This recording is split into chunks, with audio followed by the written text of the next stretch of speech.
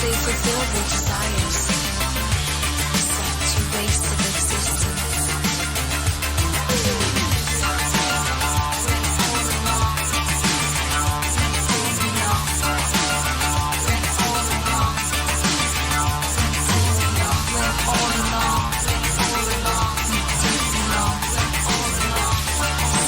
Waste of existence.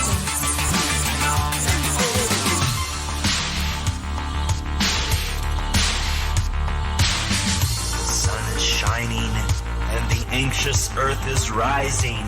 Anxious earth is rising.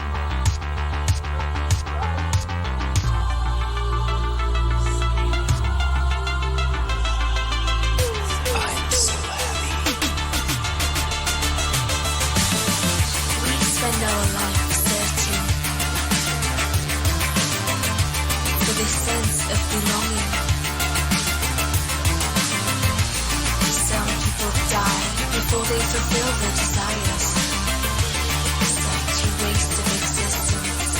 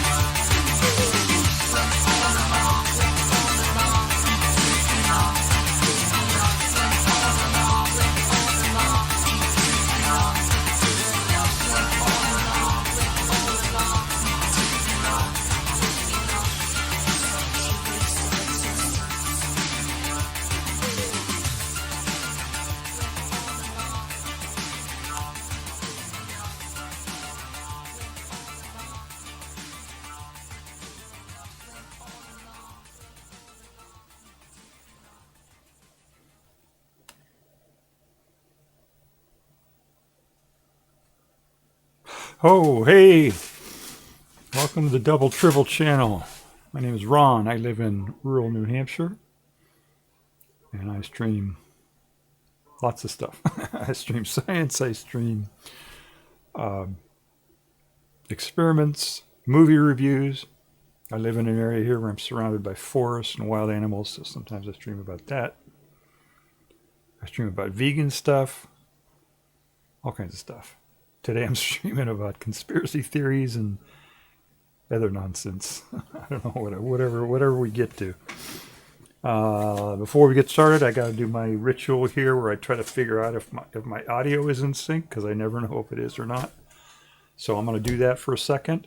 If you're on a on a VOD or whatever, this is a live broadcast and it's kind of messed up sometimes. So you can just skip over this stuff that you don't want. You know how to do that, right?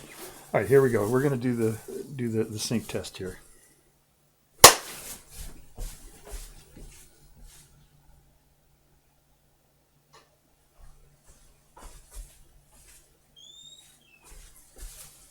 You know what? That's pretty close. I think that's pretty close. So that's good. I hit it right off the bat. That's always nice. I didn't really plan this stream much ahead of time. I got home this afternoon and I had the windows open, the drapes open, and it was sunny today, and it heated up this area pretty good. So when I got home, it was like 10 degrees in here, which is really 10 degrees C, which is pretty warm for this room. This room isn't really heated. I don't heat this room much at all. I just try to keep it above freezing, So I decided, well, I might as well do a stream. And I am not streaming that much lately because it's been so cold. Tonight's supposed to get down to -3 Fahrenheit, which is, minus 20s, or minus 20. Around minus, it says -3. They give the forecast for a town that's a couple towns south of here. So we're always a little bit colder. So it'll be in the 20s. Last night it was in the 20s, minus 20 or so. Tonight it'll be even colder. Plus we got a little bit of a breeze out there, so it's going to be pretty cold. So I'll last as long as as long as I can stay in the cold here. It's minus 10 right now outside, minus 10 C, and dropping. And it's, 9.6 now in here. But it's going to get colder pretty quick. So it might not be a long stream. We'll see how long I can go here without freezing here. So I'm if you're here for the conspiracy theory, this is a new thing that I'm doing. I came up with this idea of having conspiracy theories that are almost conspiracy theories. I don't know. It's just funny. It's a joke, right? And so I came up with several of them, and I thought, oh, this would be a good running gag or a theme or whatever on the stream. So I'll try this out for a little bit and see if people get it or not. I have kind of a weird sense of humor, so we'll see if people get this or not. But I'll start with this one here, today. But before we get to that, I'll save that for later. I'll just talk about random stuff before that. But yeah, I think it'll be a fun little thing. And we're kind of taking a break. There's a lot of serious stuff going on in the country right now, and I'm kind of taking a break from that. We might touch on that a little bit. I'm going to read my YouTube comments. And I don't remember what, I'm sure I must have said something about this in my YouTube comments, so we might touch about it in that part of it, but otherwise I'm not going to, I think my last stream, I think I talked about this, or no, my last stream was a movie review. My stream before that, I talked about it, but yeah, it's important, we got to talk about it, but I'm taking a little bit of a break here, at least for part of the stream here, kind of, to get a break from it a little bit, because you can't just be, thinking about it all the time, or else you'd be depressed, right? It's pretty depressing. So we're gonna take a break from that. We're gonna talk about some stupid stuff, right? It's still stupid, stupider, different stupid, right? Yeah, what's going on in the country is pretty stupid, but this is different stupid. We're talking about different stupid today. And maybe what I'll do is do my YouTube comments. Oh, I left them in the other room here. Hang on just a second here. I'm going to do a break here. Oh, wait, let's see. I think I have a, let's see. Be right back. I do have a be right back screen here. There we go. Be right back. Look at that. All right. Hang on just a second.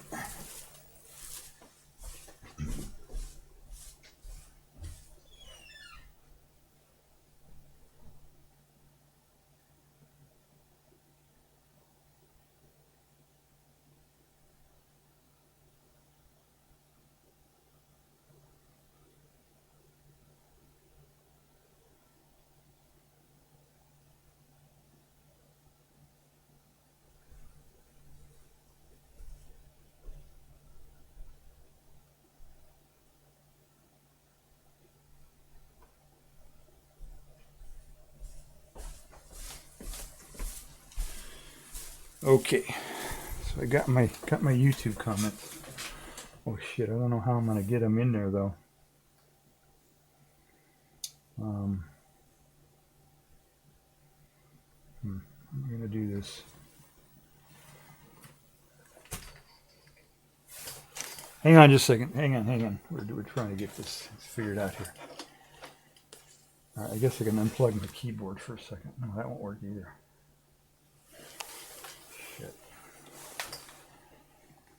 Hang on. We'll get this figured out. All right, my keyboard is plugged into the USB 3, and keyboard definitely does not need USB 3, so I'll move that to another spot here.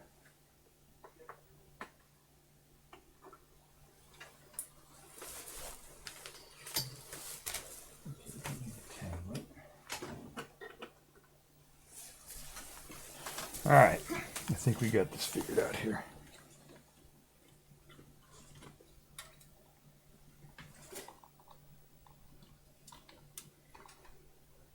Oh shit, nope.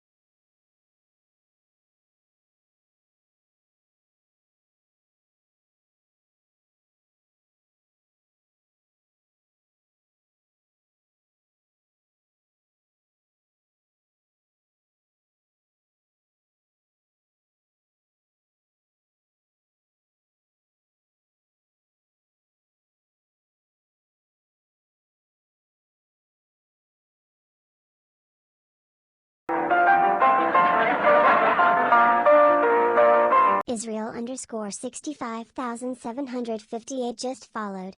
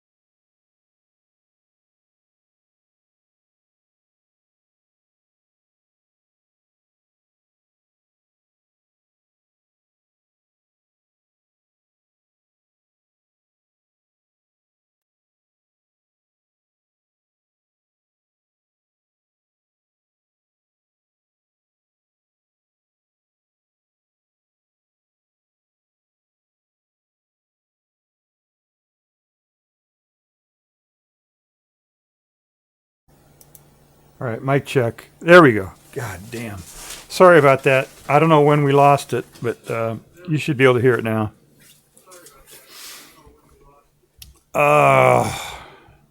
Yeah, thank you for letting me know. I could have done the whole damn stream without my microphone, not even known it. I appreciate that, Sydney. My goodness. I was jiggling around with something at the beginning of the stream trying to copy something over, and I think I jiggled the mic connection there and got it disconnected. But we're on now. So, all right, now I think I need to start over from the beginning because I'm pretty sure I lost most of it. Didn't have most of it going. Yeah, if you're watching on the VOD, sorry, it's working now. You can skip forward to this point. All right, so let me scroll back up here. I think this is where I lost it up here when I started talking about my YouTube comments. What I'm doing is I've got a couple things I'm going to do. I'm going to talk about conspiracy theories and stuff like that, but I wanted to talk about YouTube comments just to kind of get warmed up or whatever. So the first YouTube comment was this guy on YouTube who goes by the name Traffic Light Doctor, and he basically does the technical stuff with traffic lights, right? He's a traffic light expert, the technical parts of it. And he did a YouTube video that says, what happens when you press a pedestrian button? And he showed the inside of, those big, they have these big metal boxes right on the corners where all the street lights are, where all the electronics and shit is inside the thing. And it's just so complex with wires all over the place and this unit and that unit and blah, blah, blah. And it's not that big of a deal. It's not rocket science, right? I mean, it's more than just red, yellow, green, right? I mean, there's a little bit more involved in it. It's got a sense when cars are coming. It's got a sense when people push the buttons, obviously. It's got to maybe time itself with other lights or whatever. But it's not like super, super complex, stuff, But inside the thing, it's just got these wires running all over the stuff. And it reminded me of the movie Brazil, if you're familiar with that. And I said in the comments, I said that system looks like something you'd see in the movie Brazil, 1985. Absurdly overcomplex technology from a bureaucratic kleptocracy. And I said you could perform the same function with an Arduino.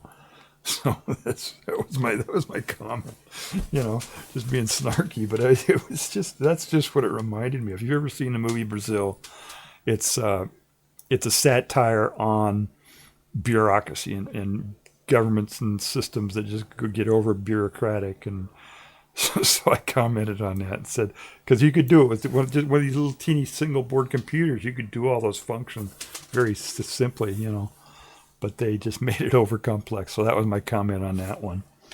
And then StarTalk, StarTalk, right? That's Neil deGrasse Tyson, He's Neil deGrasse Tyson, right? He's on TV, he's on all kinds of stuff. He's really, really popular, and he's got this YouTube channel called StarTalk and talks about different stuff, right? He's an astrophysicist, so he talks about astronomy mostly. But he was talking about the Nobel Prize, and he said he was talking about unexpected results, like when experiments go bad or come up with something that you weren't expecting them to do. And I said, I think there should be a special category for the Nobel Prize for scientists who disprove their own theory in a useful way. And that's like, if somebody has because one of the big problems in science is that people are biased. They're biased toward their own idea, right? They come up with an idea and they say, oh, I think this is the theory that's the way it works, And they want that to be true because it's their idea, right? And sometimes that bias can affect things. It can affect how they do the experiment. It can affect how they interpret the results of the experiment. That sort of thing. So there's a bias, and it's kind of a problem in science. And so I thought if there was a prize for scientists who come up with a theory and they do an experiment on it and prove that their own theory is wrong accidentally. You know what I mean? Like they come up and they say, okay, I'm going to do this experiment to try to prove this theory. And they do the experiment and it ends up disproving their theory, you know? Normally when that happens, or a lot of times, sometimes when it happens, whatever, they might interpret it and say, oh, well, I didn't do it right, or what, you know, they don't want to admit that they're biased. They want their idea to be right. So I thought if there was a Nobel Prize for scientists who end up disproving their own theory, then that might help move the needle a little bit and help mitigate a little bit of that bias. I think that'd be a good idea. And there was some scientists who did that. Very famously, Michelson-Morley experiment, where they were trying to figure out, you know, a while back, people didn't understand what was going on with light, you know, the speed of light, and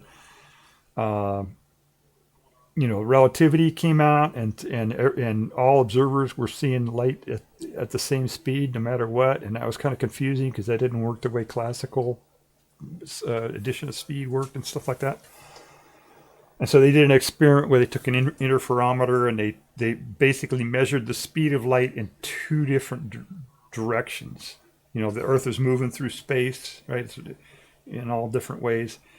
And so they set up an interferometer, which I think they actually invented the interferometer for this experiment. They took laser light and bounced it around and basically measured the difference between light going in orthogonally, right, going one direction and the other direction.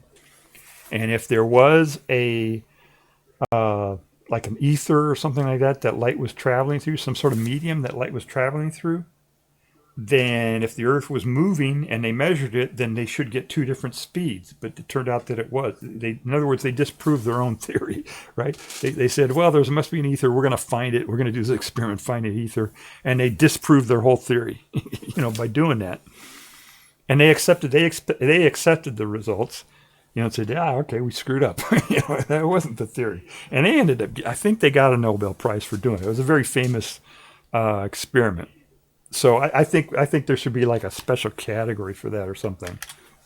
Anyway, so that was kind of cool. And that's what the StarTalk video was about, about that kind of thing. Okay, Andrew Yang. Andrew Yang was a candidate for president in the Democratic primary in 2020, Democratic primary, and he was kind of an outsider, a maverick or whatever. You know, he wasn't like the insider candidate, or he was an outsider candidate, but he did really well, and he actually, for somebody who was completely outside and had never held office before, he did really well. And was, you know, in the debates and everything else. And his main thing was that he was concerned about the adoption of technology and how, you know, we keep getting more and more and more technology, and it's going faster and faster. And every time, you know, there's new technology, it's disruptive. It puts people out of work for a while and blah, blah, blah, blah, blah. And so he was thinking about that, and he supported the idea of UBI, which is universal basic income, where everybody gets a flat amount. Oh, we got an ad starting pretty soon. All right, I'm going to pause for the ads here. We'll get back to that. All right, ads are playing.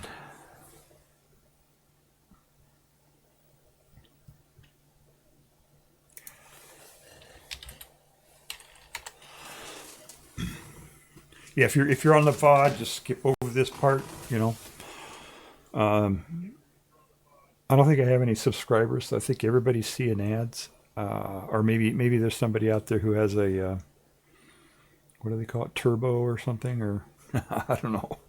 Yeah, there might be somebody out there who's not seeing ads. It might. Sometimes I think they don't play ads just because there are not enough people out there. It's not worth it or something. I don't know. You know, really, well, I don't know. I'll talk about that afterwards. But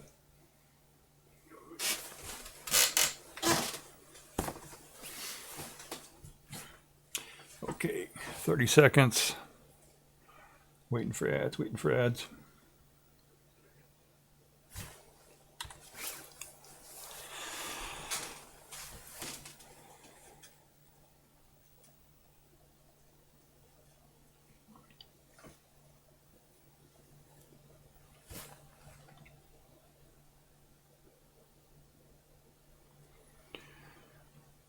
Okay, it says the ads are over, so I'm gonna I hope that they are, and we'll get back into it.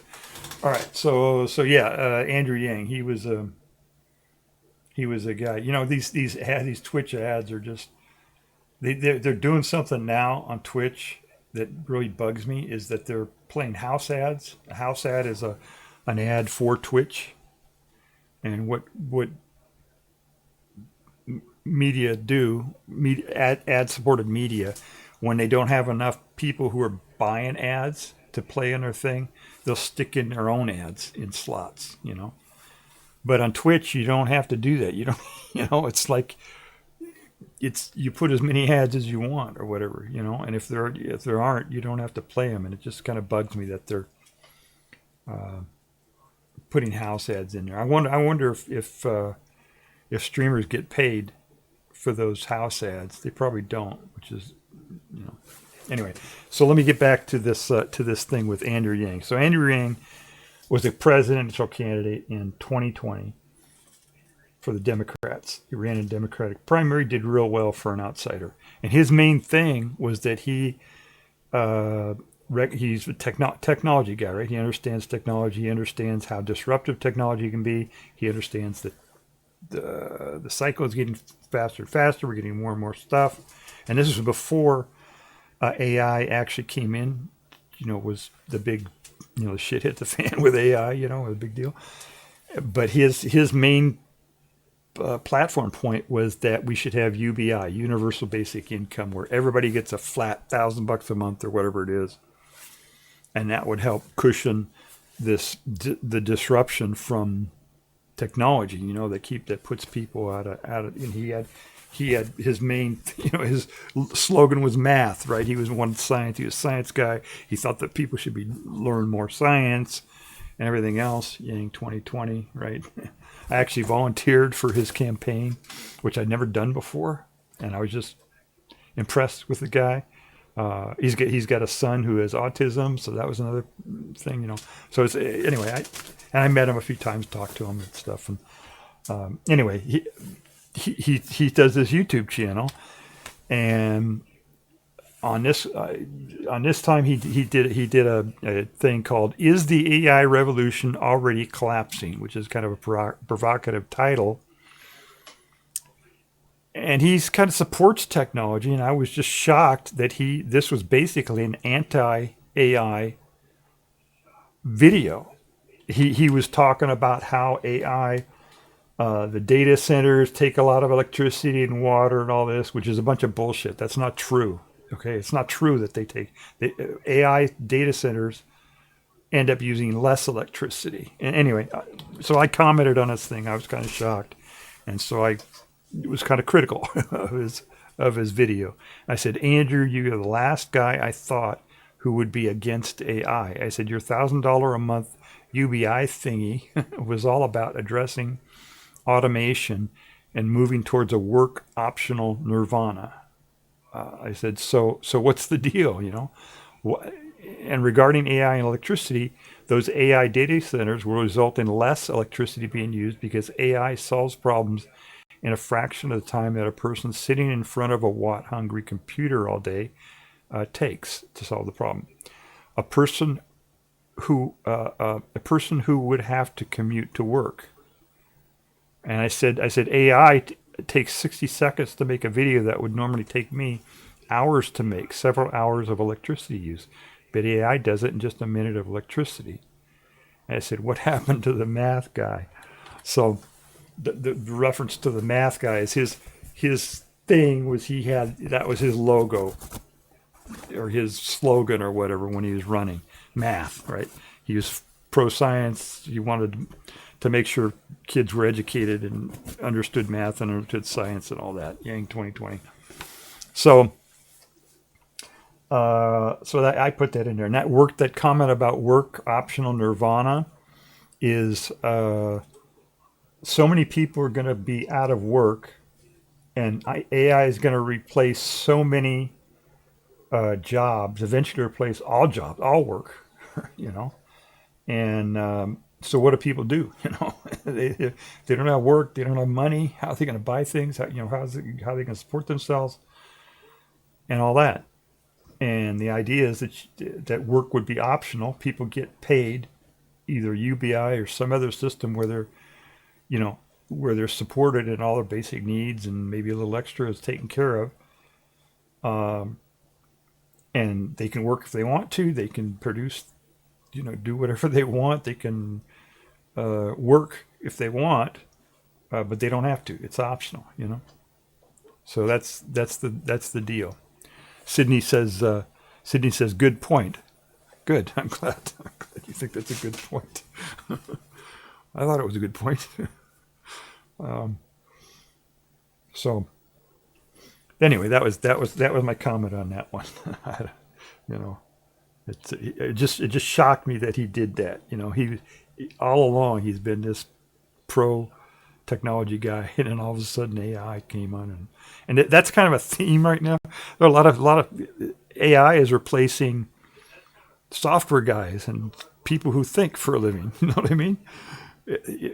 All our technology, most of it up until this point, have replaced people who do manual labor, or people who do repetitive work or factory work, you know, that kind of stuff.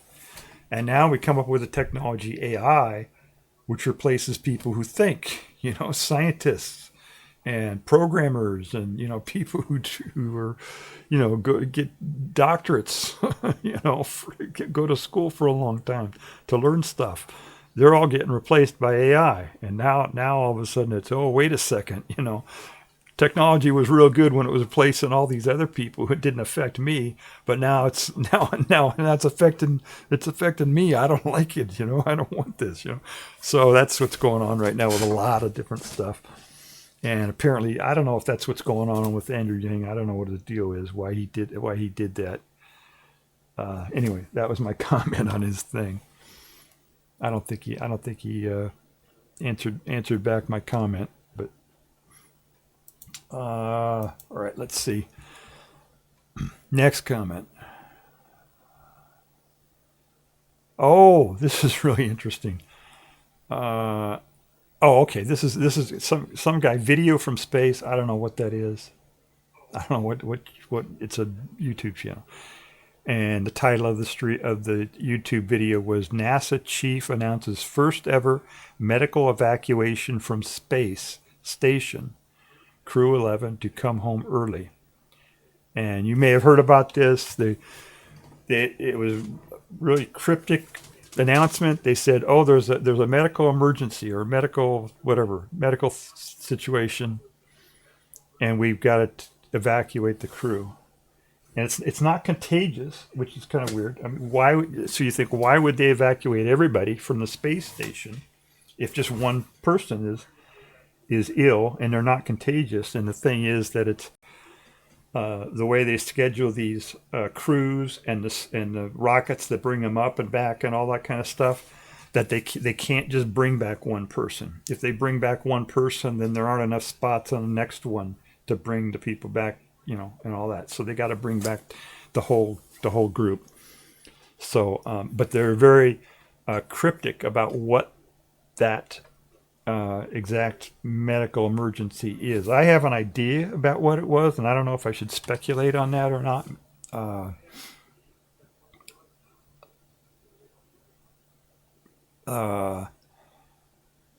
You know, the idea that they're not announcing what it is or even who it is that has the medical emergency or medical situation that is causing this.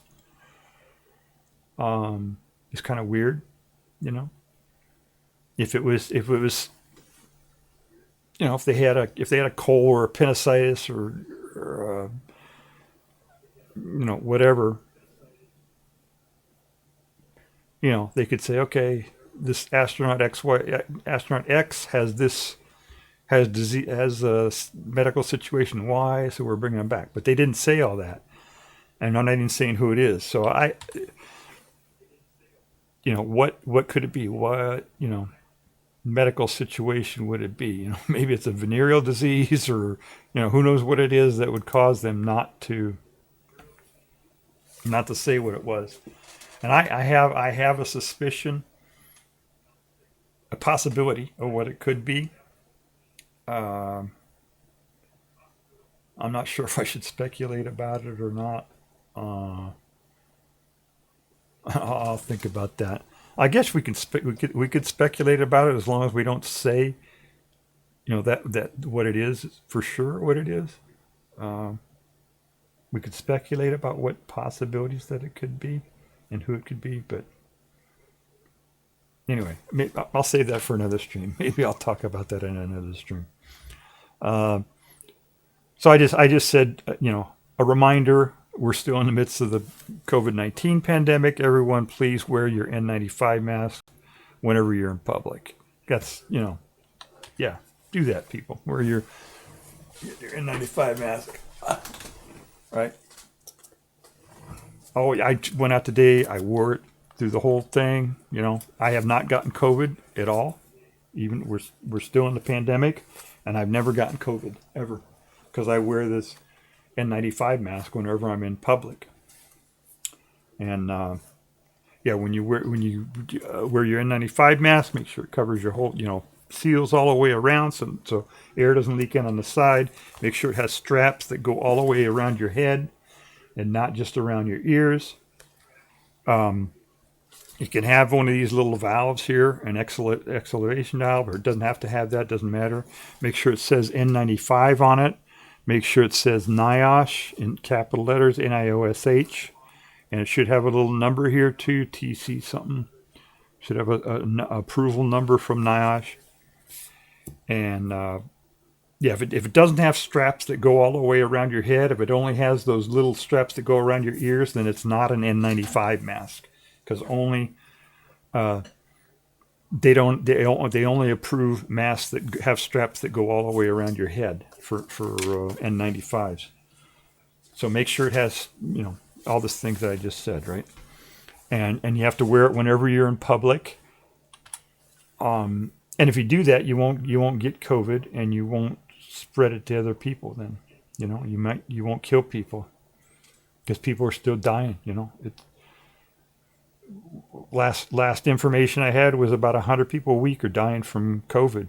Plus you got the flu and a bunch of other respiratory diseases that are all preventable if you just wear the mask. It's funny they're talking about now. What is this? The ice people wearing masks and stuff like that, and so now it's. It used to be that the MAGA wackos would say, "Oh, no masks," because I don't know, because they were brainwashed into thinking that they shouldn't wear masks. And now that the ICE people are wearing masks for a different reason to hide their identities, they're saying, "Oh, it's okay to wear masks," and it's kind of confounding the split there, the political split there. So anyway, maybe I'll do a stream if on that whole thing about NASA and why they're bringing the astronauts back. All right. So let's see. Next one was floathead physics. Mahesh. He said 98% failed to predict this. I don't know what this video was about. 98% failed to predict this. Damn, I don't know what his video was about, but my comment was, I remember watching astronaut David Scott do this experiment on the moon with a feather and hammer during Apollo 15 in the early 1970s. Very cool. So you remember that experiment, right? Where the astronauts did drop the hammer and the feather and to see which one hit first, and maybe his video was about that. Maybe because people would think that the hammer would hit first before the feather. I don't know. I don't know what that was about, but I just commented that I remember it, but that actually happened. I'm old enough to have seen that live, you know. And then Sabine Hoffenfelder, she's another science communicator, very popular, kind of a maverick a little bit, and so I watch her streams sometimes, her channel sometimes. I haven't watched it very much lately because she's. I haven't watched a lot of them lately, but here's one that I did about on January 10th. She says, a major blow for unified physics. Okay, so she had some sort of she was reporting about some sort of a theory or a paper or whatever that came out, and I said, I give this one an 11 on the BS meter. I said, assumes an unobservable multiverse exists. First of all, that's a problem, right? If your theory assumes that there's a multiverse, right away, right? That's a I call it a fringe, you know, multiverse. You know, a lot of scientists are saying there's a multiverse without any evidence at all. So if you make that as an assumption to begin with, then you're already on shaky ground, right? And I said, it assumes all possible observers are the same as the single example we know of, Earthlings. It assumes physics can't come up with as many projects grants if space-time is the only field.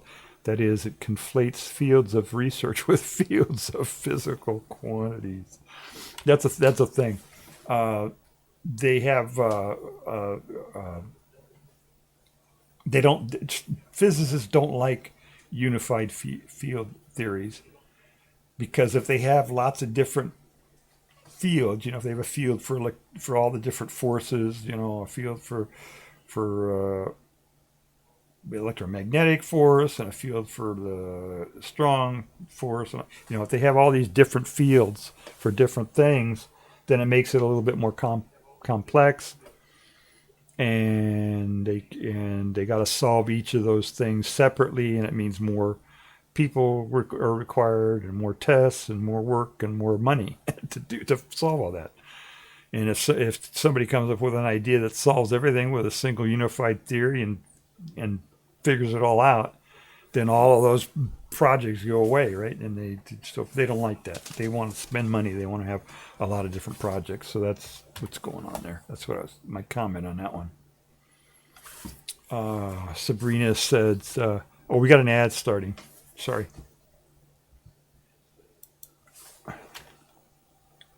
Ads. Sorry.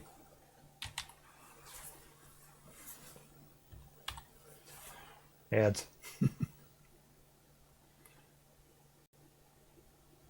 All right, we're waiting for ads here. I think the ads stomped on my thing. That's okay.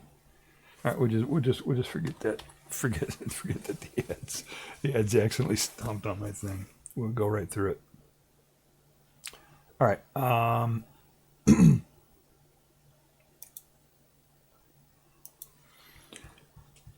All right. Another Sabine Hoffenfelder video. She said dark matter may just be made out of normal matter. Okay. All right. There was in her video they were talking about somebody's theory about something, and this guy came up with this idea about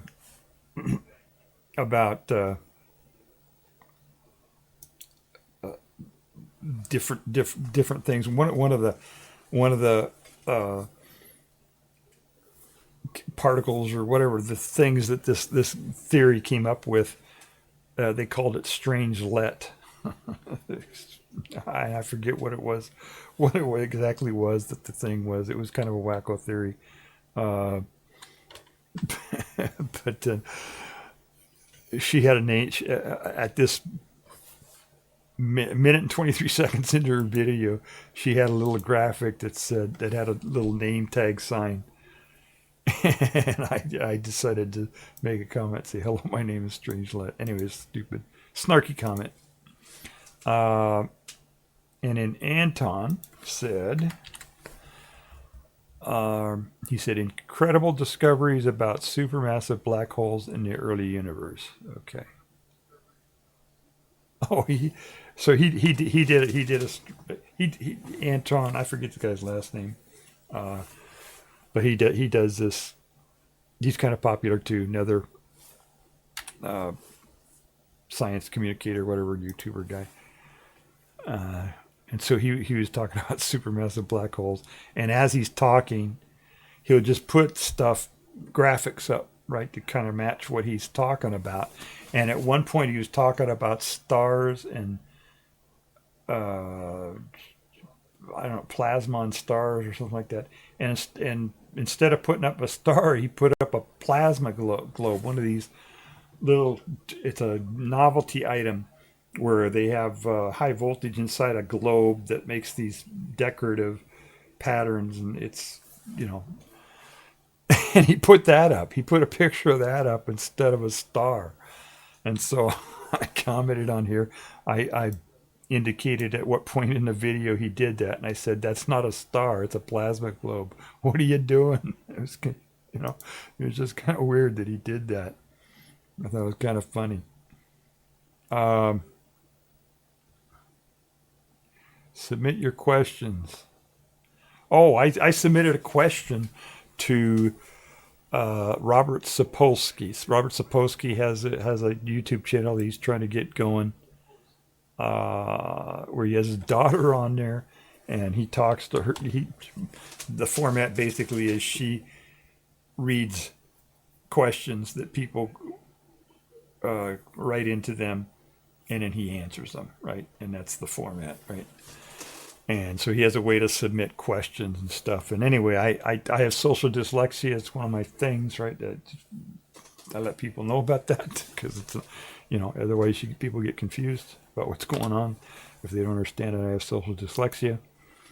And so I wrote him, and I just basically said, what research has been done on social dyslexia? Because I can't find hardly anything.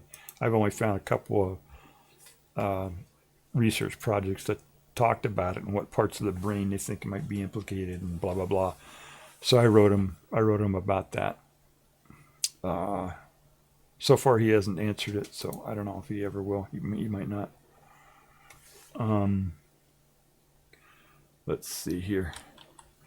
Okay, PBS they have multiple channels on YouTube, and one of them's called PBS Terra. And the title of the video, another provocative title, says, "This is how the world ends according to science." I forget what it's about, but I tagged a point in the video, and I said, "I wouldn't step on that plane because 100% chance that it's fused." Okay, I know what it is. They're talking about in that video how the world ends. They're talking about climate change. How we're policy-wise we're pretty much ignoring it. We're giving it lip service and blah blah blah. People aren't addressing the problem, and one of the things, let's see, God, I can't remember what it was, but in the video, they were talking about going on a plane. God damn it, I don't remember what the thing was. It actually didn't have to do with climate change at that particular point, but they were talking about getting on a plane for some reason, and like what the chances are that it crash or something. I forget exactly what it was, but anyway, they were talking about getting on a plane, and they didn't mention that, hey, when you take a plane ride, you're putting tons more than a ton, tons of CO2. Just one passenger's worth. You fly across the country, or across the Atlantic or whatever, You're putting tons of CO2 into the air when you do that. It's a big deal, you know. So, and nobody talks about that. You know, they have these conferences where they, climate change conference where they fly people fly in from all over the world to a conference to talk about climate change and end up spewing a whole bunch of CO2 into the atmosphere doing that when they could do the same thing just remotely, you know, with using video conference or whatever. So it's just, you know, anyway, people talk hypocrisy. I like to point out hypocrisy. So let's see. Oh, Democracy Now. I used to use Democracy Now to as a source for just talking about what's going on, you know, news and stuff like that. But I'm not going to use them anymore because they did in their videos they're blurring out stuff now in their reporting. I said, why did you censor their protest sign? They were showing people, I think it was ICE or, you know, whatever protest. I think it was ICE protest. And they had people standing with their signs and ICE protests and all this. And Democracy Now! Blurred out some of the signs in the video that they were showing. And I'm like, why are you censoring stuff? You know, what are you doing? You know, why are you censoring? You're supposed to be reporting stuff, you know. If you report something unbiased, you're going to show people and show all the signs and stuff like that. But they were blurring out some signs, and they didn't even mention why they were blurring it out. They just blurred out some of the signs. So that kind of bugged me, you know. I didn't like that. So I don't think I'm going to use them as a source anymore because that. If they do that, then what else are they doing? You know what I mean? Why would they be doing that? You know, what else are they cutting out? You know, how else is it getting biased and all that? So that kind of bugged me. So I made a comment to them at their thing. And yeah, it was Democracy Now! I thought maybe they were doing it because YouTube is kind of picky about shit sometimes, you know.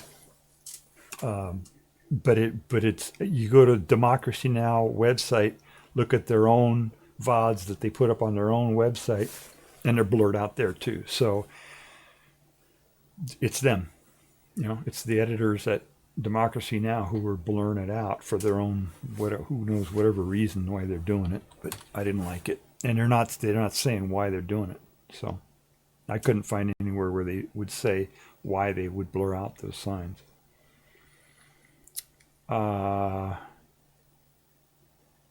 Let's see. Okay, another video here from somebody called Tybes.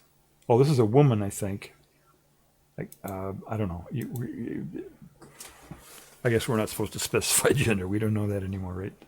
But someone who presents as a woman, Tybes, said, "Why are there so many ties in swimming?" And I said, hey, there's a typo in the title of this video. They had mismatched number. Okay, that was a minor thing. DMR News. Title of the video is Canada's PM, Carney, says U.S.-led world order is breaking at World Economic Forum. Okay, this is that speech, right? The speech that Carney made at the Davos, I think it was, Davos Economic Forum. And yeah, that whole thing is just the wacko that we have in charge, or who's occupying the Oval Office right now, is actively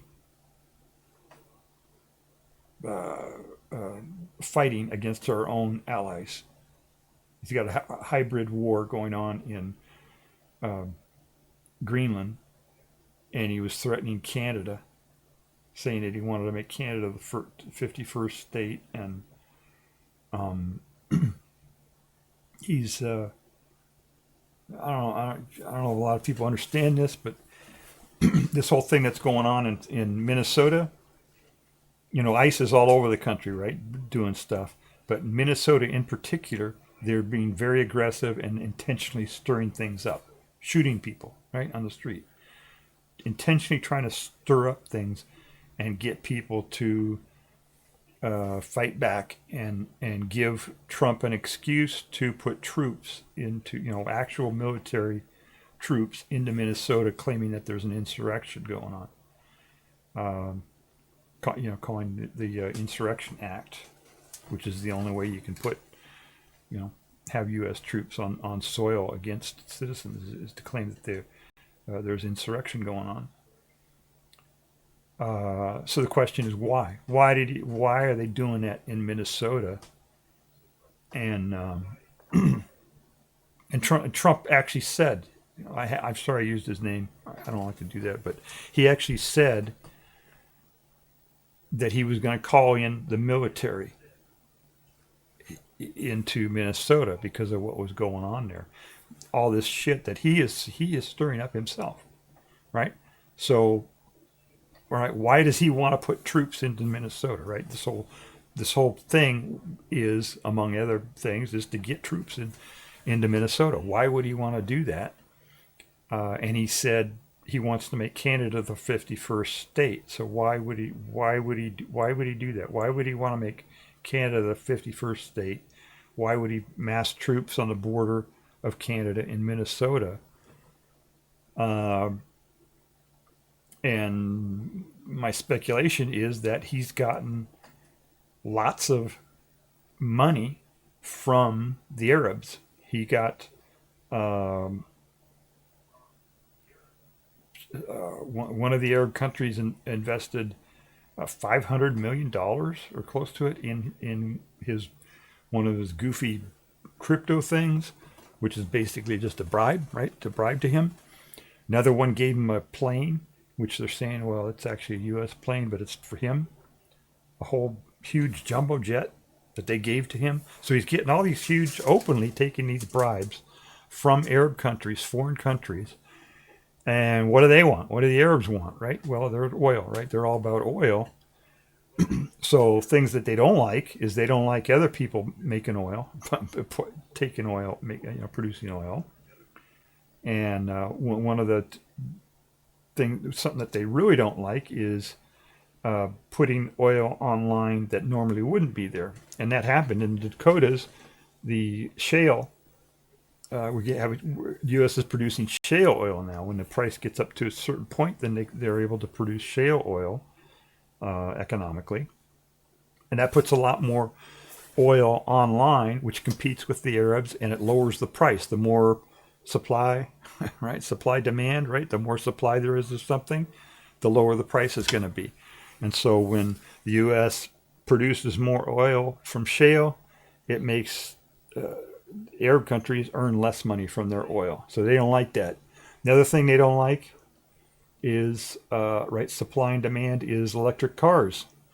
If people are driving electric cars, they're not burning gas, they're not using oil. So the demand is less, which means that has pressure on price, lower pressure, right? Makes the price go lower for oil.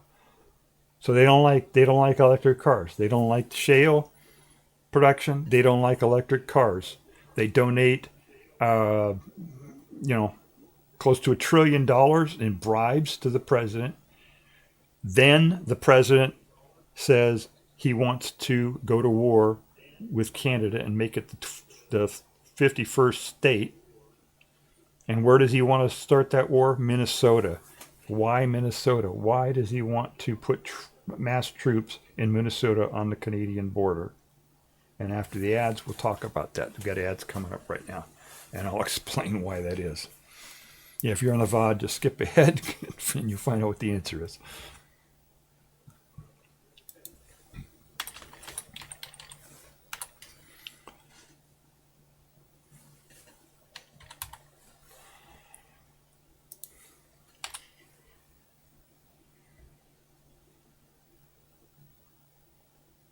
Whoa.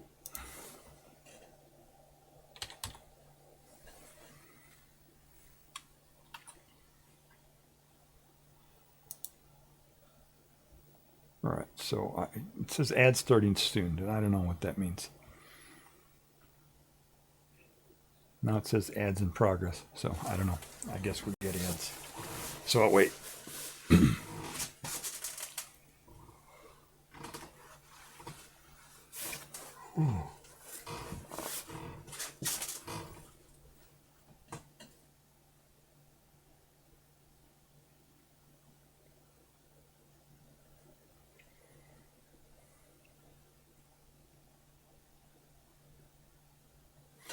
I'm going to run and get something to drink here.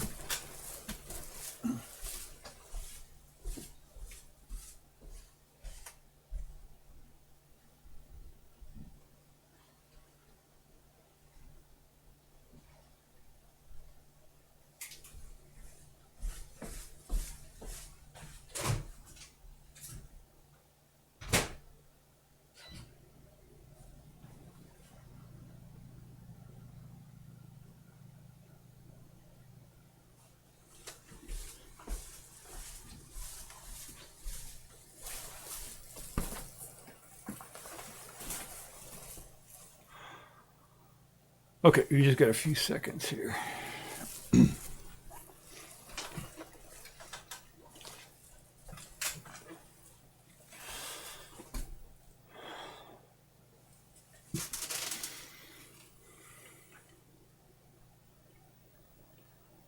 Okay, it says the ads are over, so I'm gonna assume that they are. All right, so so why after he gets all these bribes from the Arabs who don't like electric cars and the Arabs who don't like shale oil, and he gets all these hundreds of millions of dollars of bribes from them, and then after that he says he wants to invade Canada or make Canada the 51st state or whatever. Then he comes up with this plan to stir up stuff in Minnesota to the point where he can justify massing troops in Minnesota on the Canadian border. Why would he do that? Well, if you look at where Minnesota is, it's right there in between the Dakotas on the west side, where all the shale production is, and on the east side is Detroit and the supply lines from Canada into Detroit for the electric cars. So if he started a war or a conflict, whatever you call it, on the border in Minnesota, you could easily, he wouldn't even have to do it. It could just be provocateurs that are hired by the Arabs in that conflict who could take out the shale production or disrupt the supply lines for electric cars in a conflict there. So that's my speculation. It's speculative, of course. I don't know what's inside his brain. I don't have, I don't have access to all the intelligence services to know what the deal is, but it makes sense to me. I think that's the reason why he's doing that. So that's bad, right? That's we can't have a president who's getting. First of all, he's taking bribes openly from foreign countries. That's against the law. That's bad, right? That's impeachable. Should be in prison for that, right? You can't do that. And then starting a war with our allies. That's another thing that's against the law. You can't start, multiple. It's against we have a treaty. We're in NATO, the greatest, the best, most successful military alliance in the history of history. There's never been a military alliance as successful as NATO in deterring conflict and protecting countries and stuff like that. And he is trying to break that. He's trying to start a war with Canada and in Greenland and stuff like that. So that's bad. That's against the law. It's evil. Blah blah blah. All right. So anyway, that was my theory on that. And let me see what comment I made here about that. I'm not sure what I said.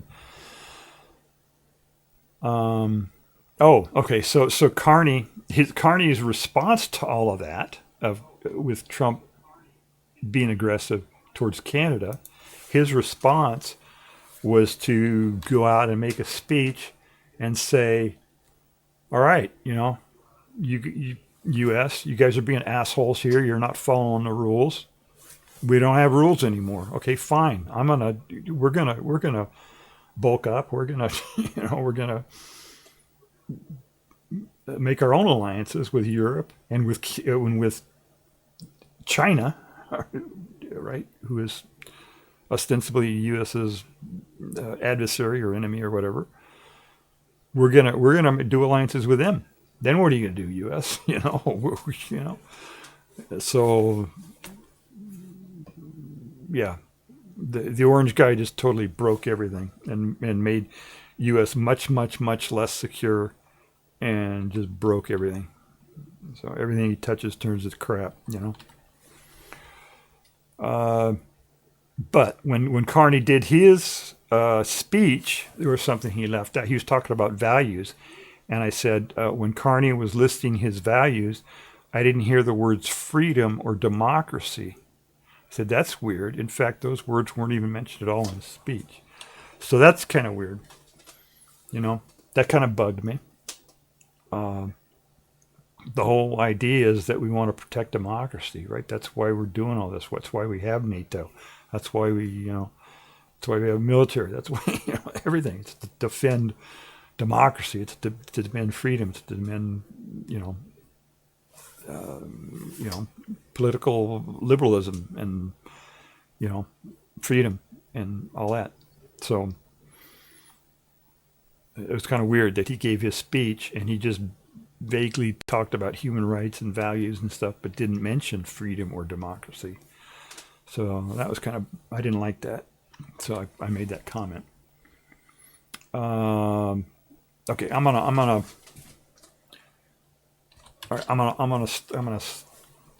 do a break here real quick. Be right back here. Be right back. Hang on just a second.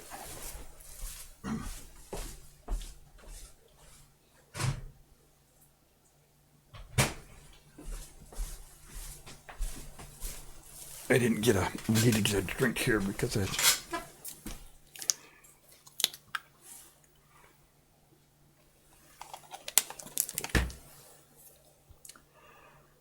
okay.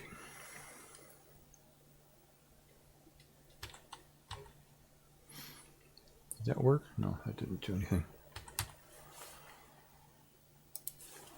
There we go. Okay, next one here. We've got Sabine Hoffenfelder again. She had a video about geothermal, and I just made a little comment here that I thought would be useful for people to understand, is that if your home has a basement, you use geothermal energy. And that's a true statement. It's one of the reasons why they make basements under homes, is because in colder climates where it gets freezing, like right now it's minus 14 around here, it's going to get really cold, and when that happens, then the ground freezes, and it freezes down to a certain depth called the frost depth. And the idea is you want to dig your basement below that for structural reasons. You want to make sure that the foundation is anchored into ground that isn't freezing. It isn't going to have frost heaves and shit like that all over it and mess it up. But the other thing is that when you dig a basement down into the ground and you get deep enough where you're below the frost level, then that relative heat, it's relatively warmer than it is on the outside. Then that heat will help keep the inside of your house, your basement and your house, warmer, than it normally would be. So, and it requires less energy to heat your home than that way than it would be if your house was just flat on the ground, because the ground would be frozen, right? So that's geothermal energy. It's thermal heat. Thermal is heat. Geo is ground or earth. Heat from the ground. that's what it is. And then I made another comment here. I said, also in the big picture, strictly speaking, no energy source is renewable. Which is, I don't know why I said that. I was just being dumb, but it's true. No energy source is renewable, right? The sun. If you look at, there are really three different energy sources ultimately on Earth only. There's one is the consolidate or the the gravity squishing the Earth down and heats up the Earth.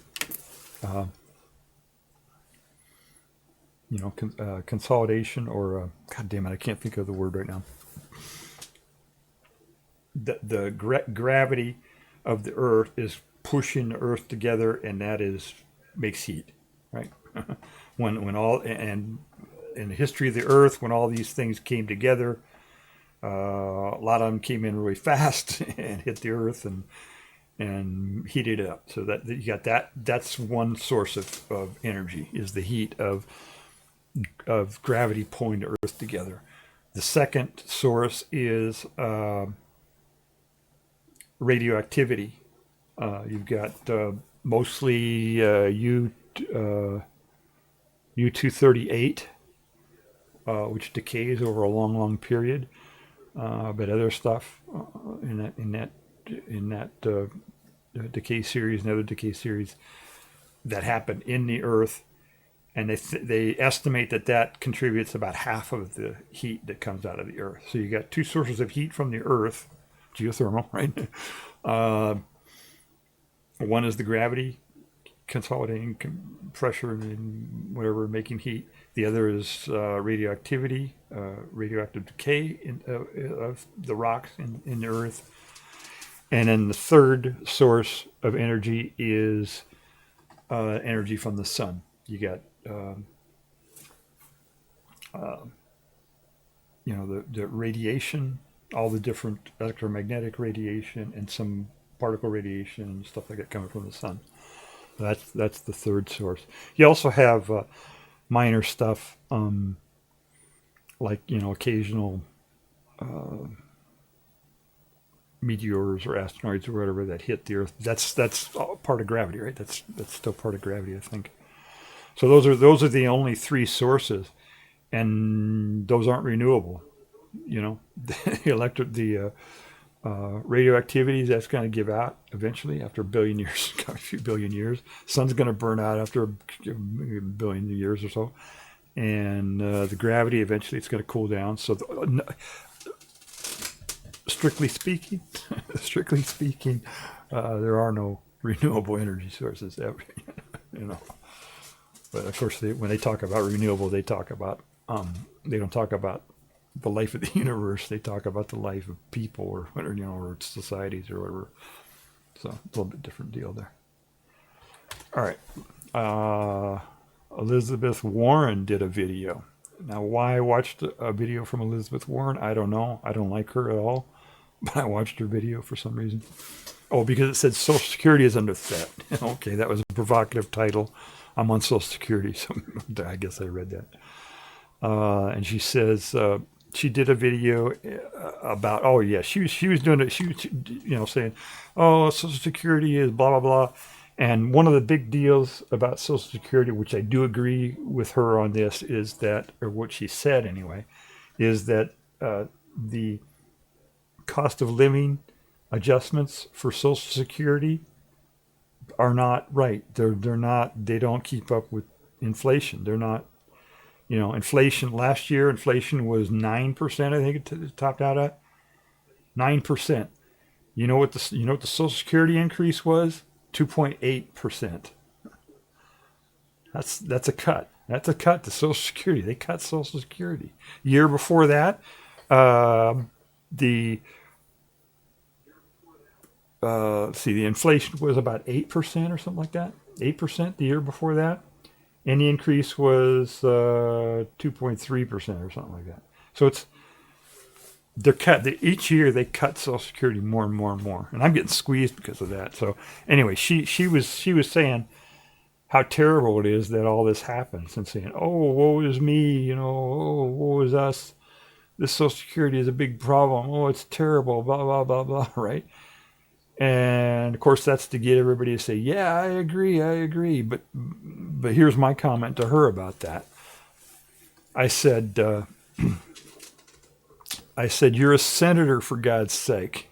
I said, "You can filibuster all the current appropriation bills until they fix it, until they fix Social Security, and also get rid of that dictator if you wanted to. But will you do that? Actions, not words. Blame Congress." So they just had this a bunch of appropriation bills going through Congress just recently, just the last, right, government shutdown, all that kind of stuff. They're doing these appropriation bills. And this is the time that Congress has the most leverage over everything, over, the minority has the most leverage over the majority. The Congress has the most leverage over the executive. This is the time where they can actually get stuff done. If she wanted to, if Elizabeth Warren actually thought that it was, a terrible thing that Social Security was getting cut every year because of inadequate cost of living increases in the face of this huge inflation, she could do something about it. One senator can filibuster the whole process and say, "No, I'm going to filibuster it, fix Social Security, or else I won't vote for it." Did she do that? No, she didn't do it. They passed it. Anyway. All right, we got an ad coming up here. So we got to wait for the ad. And, I'm just going to blow through the ad. I don't think anybody out there care. If you want to stop, if you want me to stop for the ad, say something in chat. Otherwise, I'll keep going. So I'm going to keep going here because it's just, I don't want to keep stopping all the time. All right, so here's another one from Angela Collier. I don't know if I spelled her name correctly there or not. She's kind of a newish,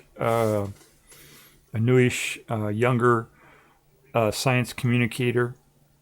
Kind of snarky, and anyway, she's got a niche, right? So she's got a science communicator, but her channel is growing pretty quickly. And she says, "This is your brain on AI." So this is another one. This is another one out there who is, normally pro tech, pro, enlightenment, pro thought, thoughtful thinking, and advancement for society, blah, blah, blah. But she's anti-AI now because it's coming after her job. AI is doing science now. AI is coming up with new theories and figuring stuff out. And you can write a whole. I did this as a stream a few months ago when one of the AI versions came out. Somebody just came to the channel here while I'm doing this. Waiting for ads. All right, I'll put that in chat so people know what's going on. 1 second, please. We got ads going on.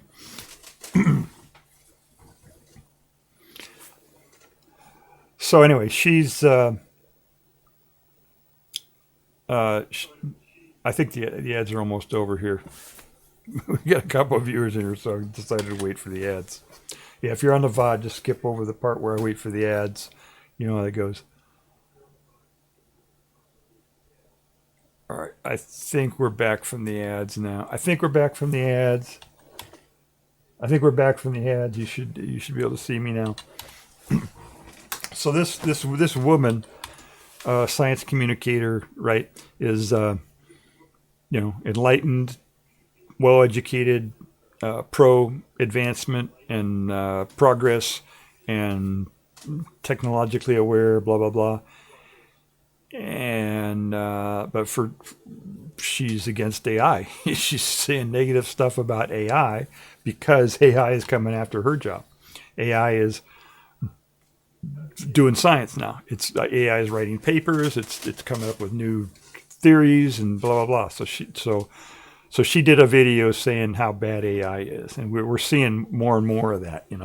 People who are normally pro-tech and pro-advancement, pro-progress, enlightened, educated people who are coming out against AI because AI is taking their jobs away. It was okay when tech was taking away, laborers and factory workers and people doing repetitive stuff and blah, blah, blah. Then, tech was great. But now tech is taking away their jobs. And whoa, no, this is terrible. AI slop, blah blah blah. They don't like it. So she did her video about how bad AI is or whatever, and so I responded to that because I understand the hypocrisy there, and so I pointed out a specific point in her video, and yeah, she's in her video. She was talking about AI doing programming, and she was kind of admitting, okay, yeah, not everyone needs to know how to write code, right? And talking about that, how AI is doing the code now and all this kind of stuff. And so she said, not everyone needs to know how to write code. And I said, well, actually, no one needs to know how to write code anymore because AI can do it now. Get used to it. So I was, again, pushing back on her a little bit on that and with my comment. But that's the deal, right? It's true. Not everybody has to know how to write code, but for a long time now, recently, last couple decades or so, it's been, let's get people coding, women who code, and young people learn how to code, code, right? And so all these people were going to school and spent 4 or 6 years or whatever learning coding and all this kind of stuff, hoping to get these high-paying jobs. And now all of a sudden, whoa, AI is going to do coding. AI is going to do all of it. The way it's going to be now going forward is AI, the end user is going to be able to just say, hey, I want a program that does this, customize their own program to do exactly what they want, and say, AI, please write a program that does this thing, and there is no programmer, there's nothing, it's just AI, right? Just the user and AI, and the user says, AI, I want a program that does this, and spec this, and this, and AI writes the program, and the user runs it and says, oh, wait a second, I want this change to made to it. It says, AI, please make this change, and it makes the change. And so the user gets exactly the program that they want, error-free, everything. And, it's not fully at that point yet, but it's damn close at this point. It's, virtually there, and, a year from now, it's going to be, that's it. That's the way things are going to be done. And there won't be coders anymore. There won't be programmers. And lots and lots of programmers for the last 2-3 years now have been losing their jobs to AI. Before AI even was able to do this, I know Facebook and some of the other ones were laying off programmers because they saw this coming. They saw this capability coming, and they started downsizing a couple of years ago, So... and now AI is doing science. Now AI can read all of the papers that are out there and come up with new theories and write papers and do the whole thing. And so now scientists are going to lose their jobs, or most of them, or a lot of them, right? So it's just hypocrisy, when they do videos and they say, AI is slop, blah blah blah blah. They're losing their jobs. Eventually everybody is going to lose their job to AI. either as AI in its own or AI inside of a robot. Everybody is gonna be replaced with AI. So we gotta we gotta accept that and figure it out. Figure out the policies to make that work properly. Crazy Asian Nam. Speaking of people getting unemployed, yeah, sorry guy, you're one of the casualties. Vibe coding, yeah. He says, Nam says, by the way, I don't know what that emote says. Oh, hi, hi, welcome, Nam. I'm actually vibe coding right now. Oh, now vibe coding, does that mean? I'm not sure what that means. Vibe coding. Nam says, I'm also a software engineer that has lost their job. Yeah, I realize that, Nam. Yeah, a lot of you're not alone, as you probably well know. Yeah, I know. It's high on cards. Oh, okay. So you're saying hi, yeah. Yeah, thank you for joining the stream, Nam. I'm just eventually I'm going to get to the subject, the thing about the fake, the virtual conspiracy theory, almost conspiracy theory in the title there. It's kind of a joke, but I'm just kind of talking about whatever here. I'm using my comments that I've made on YouTube to just kind of give me ideas to talk about stuff. And so one of the things I tripped over here was this AI. And yeah, a lot of people are, hi, hi. So a lot of people are losing their jobs. And, historically going all the way back, when new technology comes out, it's usually people who lose their jobs are manual labor, factory workers, people who do repetitive tasks, or people in niche, areas. People who do typography, right? When laser printers and desktop publishing and all that came out, they lost their jobs. People who print paper. We don't use paper anymore, most of us, most of the time. So people who paper factories and the people who cut down the trees for the paper, and so it's niche areas and stuff like that. But now it's AI. It's people who think for a living, people who do science or do coding, right? All that kind of stuff. It's affecting everybody. Eventually, everybody is going to be replaced with AI. Nam says here, you can see the cards up close. Oh, great. Thank you. Yeah, thank you for making the emote big so I can see them high.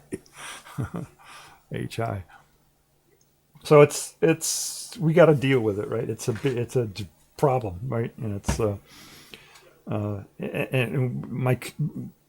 the theme or the comment or whatever on this whole thing is that people, science communicators, people who are pro-science and pro-tech and pro-progress, enlightened people, educated people who normally support the advancement of scientific progress and technology and all that kind of stuff, who are on the team, right? Say, yeah, we got to do progress, we got to do science, and blah, blah. All of a sudden now that AI has taken their jobs, they're saying, wait, AI slop. No, this is terrible for society, blah, blah, blah. They're pushing back against it, because they're losing their jobs. So it's funny when I see that, it's not funny because people are really getting harmed by it. So society has got to figure this out at some point. We got to get this figured out. How to allow people to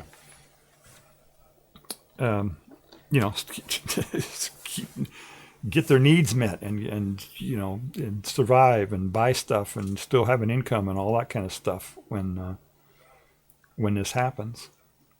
And of course unfortunately we have our political system is probably at its nadir right now in effectiveness, and and common sense and all that. So we're kind of in a bad spot. Let's see. All right, another YouTube video here.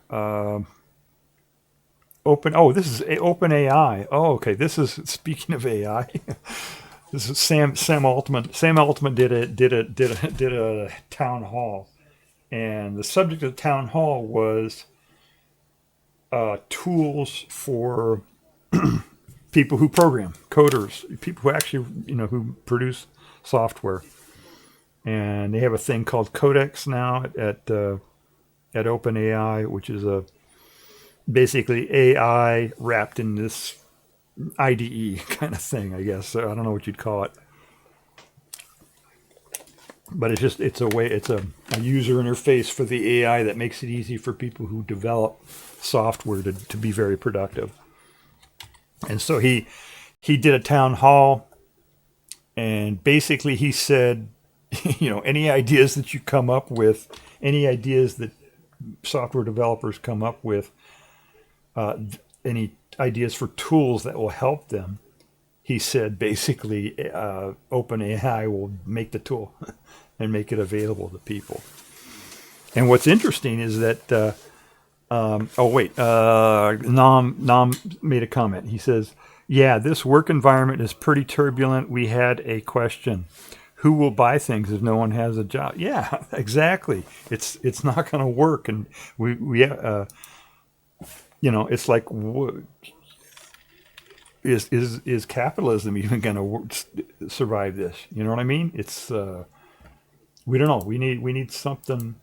I think if UBI is the way, right? That's at least interim, right? Something that will help.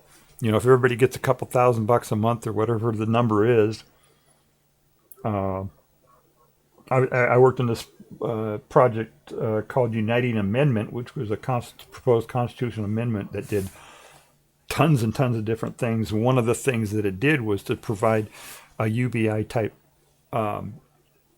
system where people who needed that assistance to meet their basic needs would be able to draw from it, but they'd only get what they would need, right? It wouldn't be like a blanket, $2,000 for everybody, because Bill Gates doesn't need $2,000 a month, right? It's for people who actually need it to meet their needs. Would that help you? No, a couple $1,000 a month, that'd probably help you right now, I bet. UBI is currently the main proposal to help alleviate. Yeah. And this was, when I did this worked on this Uniting Amendment, this was 2013 is when we came up with that.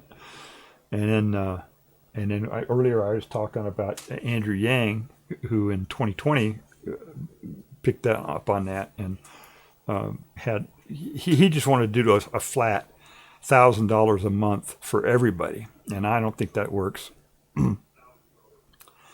I think it needs to be targeted. I think it needs to be for people who actually need it. But yes, any amount totally helps. Yeah, yeah, it sure does. But yeah, our political system right now is so messed up. They're not even talking about that. I haven't even heard a single politician mention that even, which is just ridiculous, right? There should, we had Andrew Yang who talked about it in 2020. And he was too far ahead of mainstream at that point. People didn't understand. They didn't understand. Most people don't think ahead. They don't understand. They just think about whatever their current thing is, whatever they're doing. They don't think about the future. And Andrew Yang was thinking about the future, and his policy was about the future. And politically, that failed because people didn't understand that. Now they understand, right? There are a lot of people who are unemployed right now, and they say, "Oh, we get it. Okay, UBI, yeah, that would work. Let's do that." But now we're behind the curve. People are starting to realize what it is, and they're going to hammer their politicians to do it. Politicians are going to push against that. They don't want to do that because they service the billionaires and stuff. They don't care about poor people or people who are unemployed and all that, And in fact, what they're doing right now, instead of responding to that need, what they're doing is they're moving to dictatorship. They're moving to a dictatorship so they don't have to pay attention to what people are saying. We aren't going to have an election in November. If things are going the way they are right now, we're not going to have an election in November. It doesn't matter what the people think. They're just going to let people flounder and give money to the billionaires. But as you say, right, what happens when people stop buying shit? Then they'll start thinking about it. All right, we got an ad coming up here right now, so I'm gonna pause here for a little bit. Ads.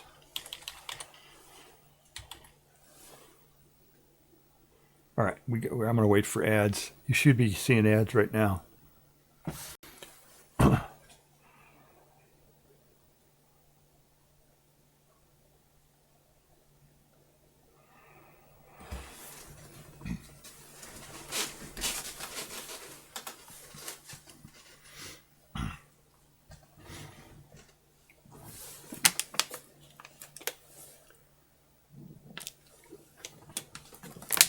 Yeah, if you're on the VOD, just fast forward through this.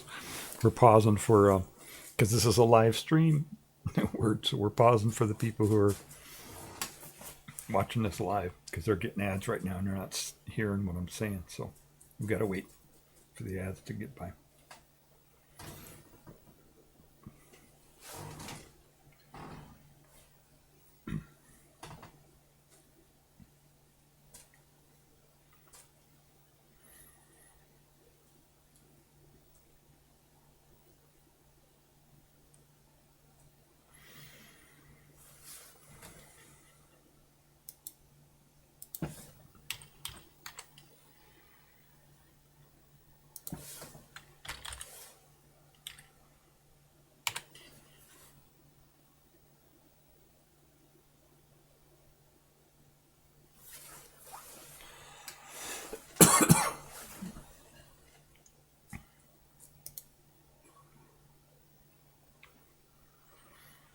All right, 20 seconds.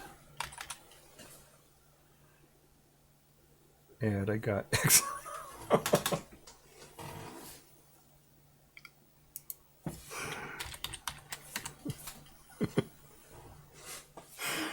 All right, 1 second. All right, it says the ads are over. I don't know. It says the ads are over. Nom in chat says we were talking about UBI and politicians not even talking about it, and he says, yeah, no major real talk about it. It's a sensitive topic. Yeah, it's sensitive because billionaires don't want to pay for it, right? And historically, there's been this meritocracy, or where people should get what they deserve. The people who work harder should get more, blah blah blah, right? That's kind of the mindset, the way things have been. But it's and that's going to be hard to overcome. Even I, when I first, back in 2013, I didn't support that. I didn't support or 2010 maybe. I didn't. I said no. That's not fair. Because you're giving money to people who aren't working. The people who work should get the money, and whoever works harder should get the money. Blah blah blah. Right. That's what I was thinking. And the more I thought about it, the more I became to and now I'm a big proponent of it. Now I understand it. And for me, that was back in 2010. That's 15 years ago, 16 years ago, that I went through that process. And it took me a year, maybe, or so, or whatever. And most people don't adopt ideas that quickly. So it's a big problem.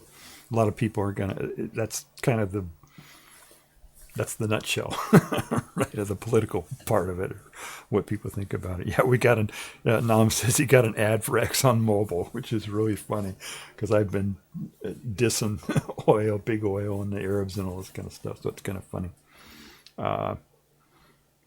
Back. Okay, so we're back. All right, what were they talking about here? So we got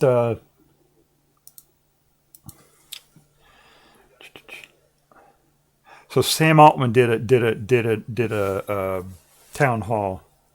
Nam says, yeah, I don't even know why I would even be the target demographic for Axon. Yeah, that's not. They don't. Just to let you know, it used to be that ads were for companies that wanted to sell their product to somebody, or whatever. And now, ever since TiVo came out with their thing and allowed people to skip ads and all that, now the ads are mostly to influence the media, to influence their content. So advertisers will buy ads, and then either subtly or just by understanding the media, the television station, the website, whoever is playing those ads will understand, okay, we got to make our editorial be favorable to the advertisers. So the media is not so much making content for the viewers, although they try to a little bit. Mainly their content is tailored to the advertisers, because the advertisers is where the money comes from. So advertisers then say, okay, I don't want you saying bad things about oil, so ExxonMobil will advertise and give them money, and then Amazon or Twitch or whatever will not promote my channel as much or whatever. You know what I'm saying? That's the way it works. That's unfortunately. All right. So Sam Altman did a town hall. He had a bunch of programmers or software developers in there, and he wanted to understand. He wanted to find out what developers wanted in terms of tools, development tools, so they could implement AI better, and have a better user interface and blah blah blah. And they had a bunch of questions and stuff like that. And so my comment to him, he was kind of looking for ideas, That's why he was doing the town hall. And my ideas were not for developers so much, but I just had ideas for AI, just generally for users. And my ideas were, number one, you hold up an object in front of the webcam, or a phone or whatever, and say, please sell this, or please find a new home for this thing. And then the AI will automatically list it on Amazon or in Craigslist or wherever, and find someone who wants it and sell it. And then a UPS driver or DoorDash truck or whatever shows up and takes it away. You know what I'm saying? So right now, if you have something, you don't want it anymore, you got to list it on Craigslist or on eBay or on Amazon or whatever, and sell it or give it away or whatever, and go through this whole process. And that seems like something that AI could do really easily. You have to actually find out what the thing is, and maybe if it's a technical thing, you got to figure out what the specs are and type them all into the thing, and it's a big long process, right? But you could have AI. You could just say, okay, I got this thing. I don't want it anymore. I want to sell it. I want to give it away, whatever it is. And you hold it up in front of the camera and say, AI, sell this thing for me. And AI will figure out what the thing is, figure out what the specs are, figure out the best place to list it, to sell it, if it's Amazon or eBay or Craigslist or wherever. List it, figure out what the best price is to list it, and do the whole thing. Sell the thing for you, collect the money, and then a few days later, a truck shows up from UPS or whatever and takes the thing away, and that's it, and you sold it. That seems like it would be a really cool thing to have. Because I'm a pack rat. I got a lot of stuff that I got around here that I want to get rid of. So that was just something I thought of that would be cool. Oh, then another thing that AI could do is Okay, so you got Sora, you got all these. AI is starting to be able to make videos, right? Credible videos that look really good. Some of them, and it's just getting better and better and better. Right now, they're short little videos, and sometimes they're goofy and they mess up and stuff like that. But in another year or so, it's going to be able to do full length motion pictures, right? That AI will be able to do. It'll be able to do the whole thing. It'll be able to write the script, figure out what the characters are, produce the video, and play the video for you, all of it, without anything. And so I thought, okay, here's a scenario where you say, okay, AI, please show me a rom-com about a screenwriter and a casting director who are navigating their blossoming relationship while struggling with their career disruptions. and then the movie starts playing, right? It's so you could just, the way it is right now is you got somebody in Hollywood who is corrupt and the evil person, or I don't want to say evil, but just, different mores and values than typical people, who are producing these movies and shoving them down our throat and saying, here, watch this movie, right? And then we got to pick whichever one we like and we watch it. And there's a whole thing, right?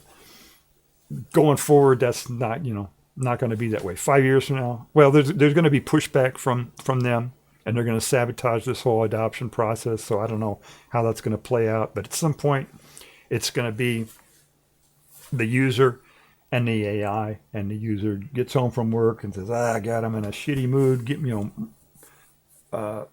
Can you please produce a movie that'll make me feel happier right now, and make it a rom-com, or whatever it is, and the AI will write the script, do the characters, produce the movie, and start playing the movie for you. It'll be a unique movie just for you, and that's how it will be.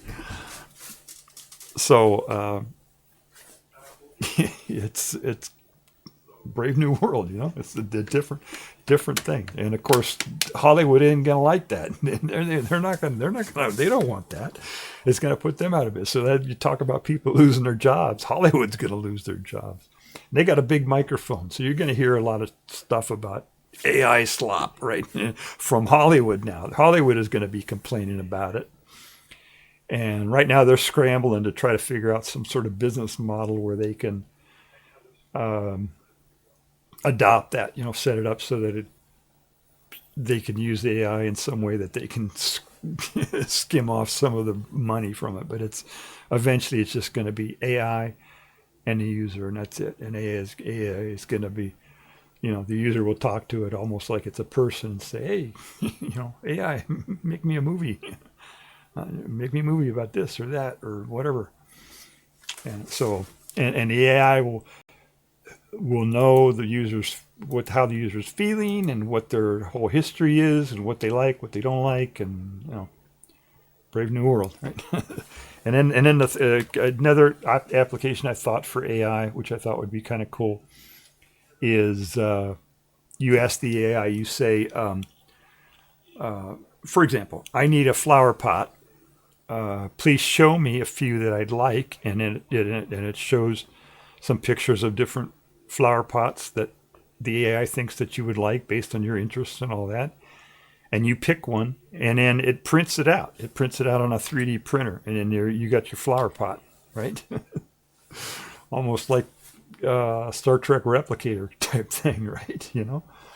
Hey, I want this, or I want a mug, I want a cup, I want and eventually we'll get to the point, maybe a little bit further off, but where we have, in addition to just plastic, material or whatever that the 3D printer prints, it'll be able to print, maybe nanocircuits or something, and embed those into devices so that we can actually print devices, print things that are smart, or that have computers or can process data or whatever, display things, so it's pretty cool. It's pretty cool what's possible there. So those are some ideas that I had, and then I put in a little complaint here to. I asked Sam Altman. He's never going to see it, but on Sora 2 they started asking for mobile phone confirmation of the, in order to use their service, which I don't like. Because I live in rural New Hampshire, and I don't have cell phone service here. So anytime a website or somebody says they want to confirm something through a cell phone, I'm dead. I can't do that anymore. It's a big hassle for me. Sometimes I can work around it, but usually I can't. So,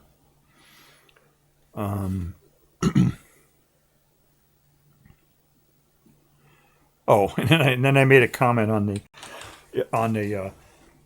if you're selling something, I said that a UPS driver or a DoorDash driver would show up, and that's going forward. There won't be a driver. It's just going to be, you hold the thing up and you say, I want to sell this thing, and then a few days later it's sold, and an autonomous drone or autonomous vehicle pulls up, and you leave it out on your porch and it picks it up or whatever. It's all autonomous. So,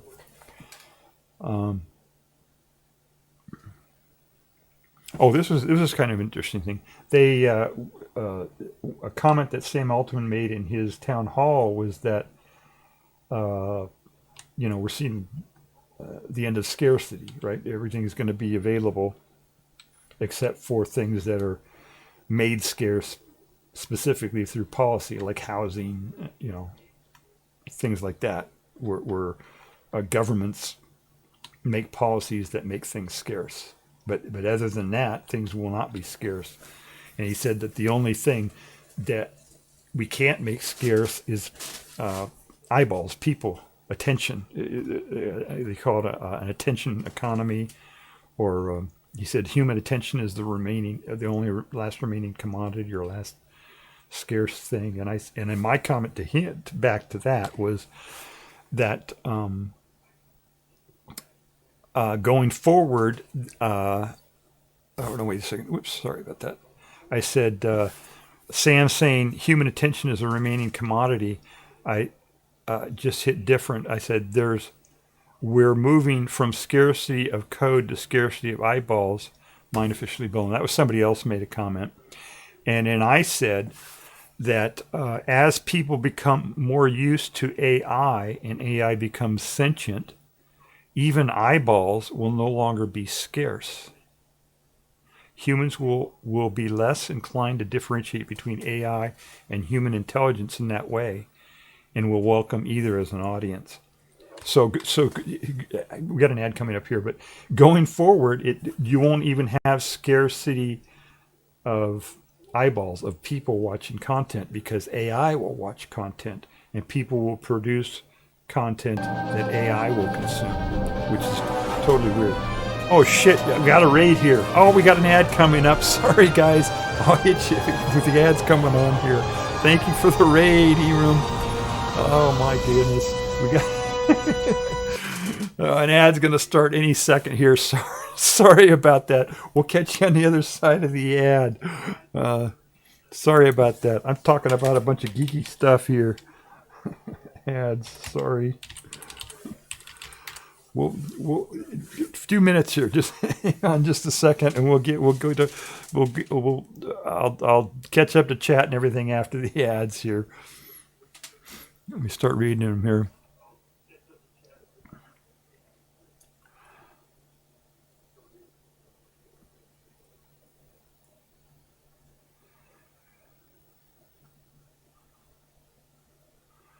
Of the internet grid. Oh, yeah, that's good. All right. All right, hang on just a second.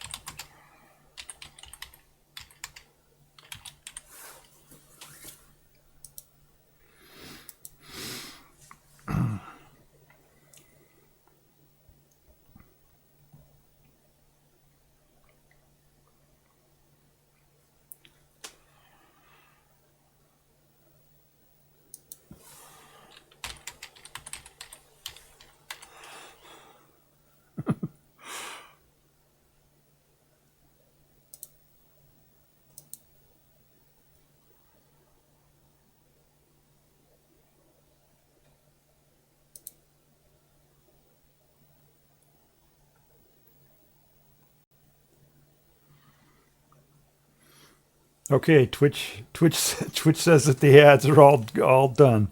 So I hope we're back here. No ads here. Oh, okay. Sydney, you didn't get any ads. Okay, we still hear you. Oh, so I waited for nothing. Oh, you know what? They might have it set up so that they don't hit you with ads right after a raid. That might be in the system there. Sorry, I made you wait for nothing. But Nom may have got ads though. Ads I got. Yeah, okay. So all right. So let me catch up with chat. Thank you for the raid, Ebram. Thank you everybody for joining me here. I'm talking about a bunch of just random shit here. I don't know, just random stuff. So let me go through chat. Let me catch up here. Oh, I got to go way back. All right. Nam says I didn't realize you were that far off the grid. Yeah, I'm no cell phone access here. I do have 25 megabit internet connection. That's it. That's my connection. So welcome Sydney. Welcome Raiders Sydney. Jelly Beans. Bao.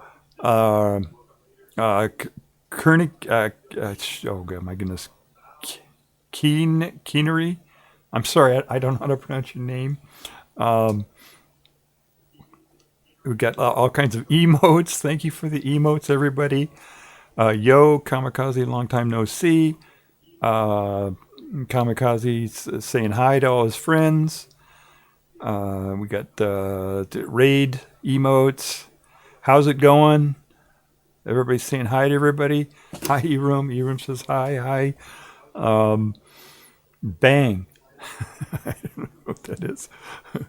Okay, everybody's saying hi to everybody. Hi, Nam. Memloss. Crazy Asian. I miss you so much, bro. Let's see. Back from the ads. Hi, everybody. Okay. 1 minute ago. Thank you for the raid. Love. 30 seconds. Wow, I got to catch up with chat, guys. Nam says he got ads for Kashi app, Subway, footlong subs, and SoFi Finance. Okay. Okay, Jelly Beans got ads. Okay, so some people got ads and some people didn't. I don't know how they figure that out. Bao got hot sauce ad. It sounds like he's saying. Eum says, they just added another minute of ads for me. Oh no, you got extra ads. Okay, I think everybody's back now. Spicy back. Okay, yeah, Eum says he's back. Bao put some Mickey Mouse emotes. Nice to be here. Yeah, nice to have you all here. Thank you for joining us. Yeah, Jelly Bean says nice to be here. Yeah, I'm just talking about random stuff in my. I thought it was kind of fun. If you read the title of my stream, it's about. I got this idea about things that are almost conspiracy theories or not conspiracy theories that aren't conspiracy theories or whatever. I had this idea and I came up with several of these ideas and I thought, oh, it'd be a fun little meme or a fun little theme or whatever for the stream to have one of these every so often in my stream. And so the first one I'm starting out with is this conspiracy theory that NASA's Mercury program never actually landed any astronauts on Mercury. that's my conspiracy theory, and I have a whole bunch of them. But before I got to that, I was reading just random stuff, comments that I made in on YouTube, which is kind of a way that I just just to kind of prompt me to think about different things. But I think we've gone through enough of those, so I'm not going to do any more of those. We can get to the conspiracy theory part of it. Eram says, no, they killed Grissom. They killed Grissom because he was speaking out against NASA. Oh my God, I haven't heard that one. Oh my goodness. Yeah, they haven't lost too many astronauts when considering it's such a high risk thing. it's not as risky as it used to be, and I think life is more valuable today than it used to be. I think I'm not sure what it is, but I mean, we used to drive without seatbelts, and all kinds of stuff, and smoke all the time, and people didn't really worry about that, but I guess life is a little bit more valuable now, which is a good thing, right? We get more. It says Grissom hung a lemon on the Mercury capsule. They offed him. Oh God. Yeah, I don't know when it was the Apollo, one of the Apollo training or training exercises or something where they died in. They started a fire inside of a capsule when they were going through like a dress rehearsal or something in the Apollo capsule. But yeah, there was some of them that died. But Mercury was the first. It started. It's when we did the space program. Even before NASA started, it started with planes, right? And they got higher altitude and faster planes. And at some point they said, "Oh, hey, if we go fast enough, we'll just go around the Earth, in a circle, right? And we'll be able to orbit the Earth." And they got to where some of these planes got high enough where they were technically in space. In the U.S., it's 50 miles was considered space, which is 62 kilometers, I think. Internationally, the standard was 100 kilometers, which is a little bit higher than 50 miles. But that's technically space. So you didn't have to actually orbit the Earth to be in space. But first the Russians put a guy up there, right? Gagarin, I think is his name. He was the first one to orbit the Earth in a capsule. And then when NASA had a Mercury program going on before that, but when that happened, well, first Sputnik went up, which is the first satellite to orbit the Earth. Right, not a person, not an astronaut, but just a satellite. They sent a satellite up. They called it Sputnik, and it was basically just a radio transmitter that just orbited the Earth for a while. And amateur people who had amateur radios could hear the little beeping of the satellite going around. That was in October of when was that? October 57, I think, 58. 57, something like that. Let's see, 1957. Very good, Hero. Thank you. So, yeah, I'm so old that I was born before we ever had anything in orbit. There were no satellites ever when I was born. So I'm pretty old. So I remember a lot of this stuff.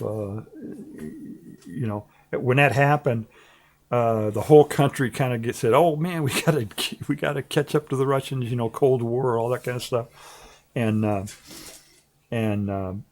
so they formed NASA. I don't remember when they did NASA, but NASA's first program to try to put an astronaut into orbit was Mercury, and the reason they called it Mercury was Mercury is the Russian.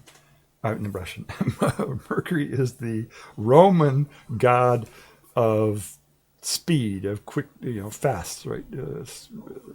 Roman god of speed. That's what it's. So they picked the name Mercury because the U.S. wanted to hurry up, right? They wanted to go fast. They wanted to develop this quick so we could catch up to the Russians. And, because we were in the space race, right? Space race. You've heard of that, right? So that's what that was about. So I thought it would be funny to have a conspiracy theory. I've never actually heard this as a conspiracy theory. I just made this up. But I thought it'd be kind of funny to say, NASA's Mercury program never actually landed an astronaut on Mercury, the planet Mercury, right? Which never, there, it wasn't supposed to. We never had to, we never wanted to send an astronaut to Mercury. It's too hot. It's a dumb idea. But I thought that would be kind of funny to have as a,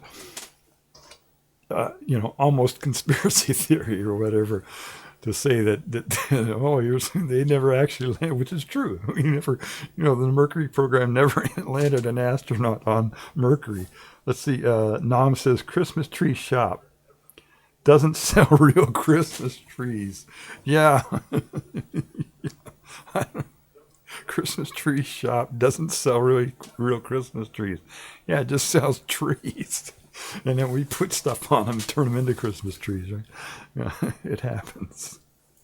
Yeah, I don't know. Eram says, question everything. Yeah. So, it's kind of funny. I thought that would be, and I came up with a whole bunch of these. Once I started with these ideas, I just thought all these funny different, things that are almost conspiracy theories that really aren't. So I'm gonna dribble them out here on my streams every once in a while. I'll put one up there, but I thought this one would be kind of funny, and I thought something that would be funny to do would be to ask AI about this and see what AI would do with saying that it's a ask AI if it's a conspiracy theory or not.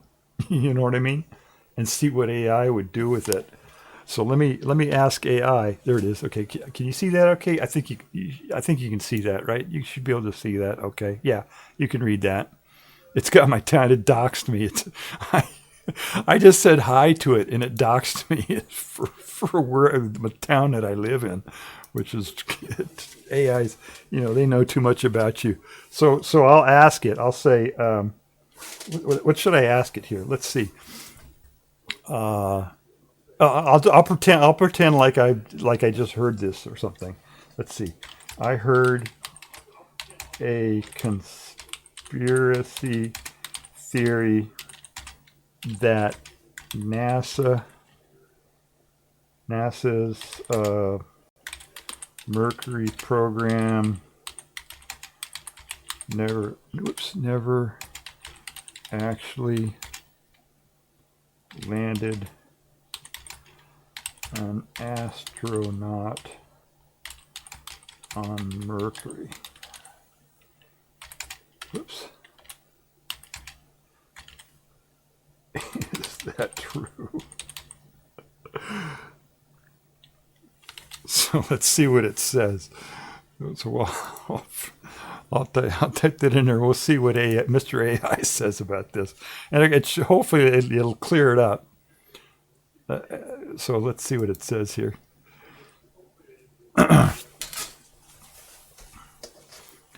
Short answer: no. It's not true. No, because we never attempted to land on Mercury. So it's given the answer. The conspiracy theory collapses immediately once you know what Project Mercury actually was. Here's the clean breakdown. So it just, for some reason, my AI is just super verbose, and it just does. I mean, it gives. Look at how all this detail it gives on this whole thing. Where the conspiracy theory comes from. It came from me. It's gonna tell me where the conspiracy theory came from. It came from me. Nobody ever said this. This rumor seems to piggyback. Oh God, what did it do here? Now it's thinking. It's gonna dox me again here. Let's see. This rumor seems to piggyback on general space hoax narratives, Apollo denialism, which are well documented but unrelated to Mercury. None of those claims involve Project Mercury because Mercury never involved planetary landings at all. If you want, we can dig into this. Yeah, my AI, this co-pilot on it. Whenever I type in something, it gives this big long answer, and then at the bottom it says, "Do you want fries with that?" It wants to give me something else that, more stuff to use it some more. Let's see here.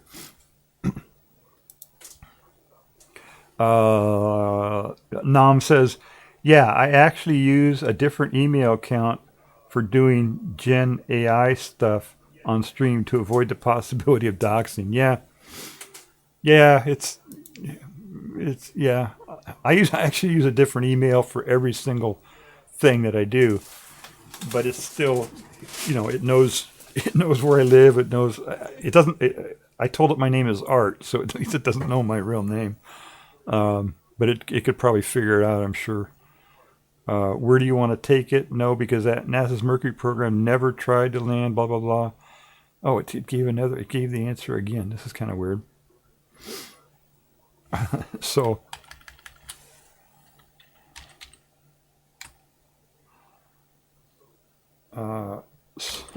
Wait. So it isn't.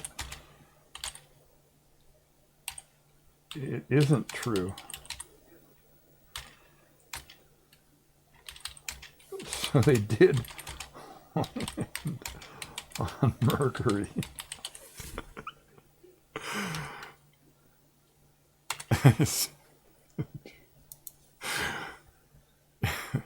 Oh yeah. Flash, welcome Flash. Thank you for stopping by. Yeah.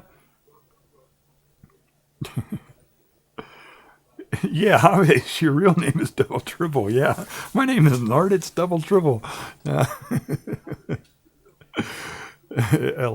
Memlaws. Hi, Memlaws. Hi. Memlaws is the LOL. All right, let's see what it says here. I see what you're doing. You're flipping the logic to test whether I'll hold the line. I will. No, they did not land on Mercury.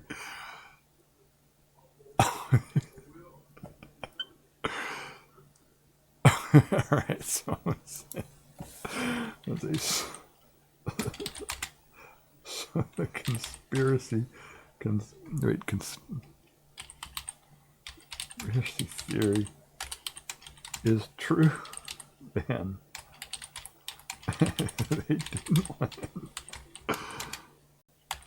They didn't land on Mercury.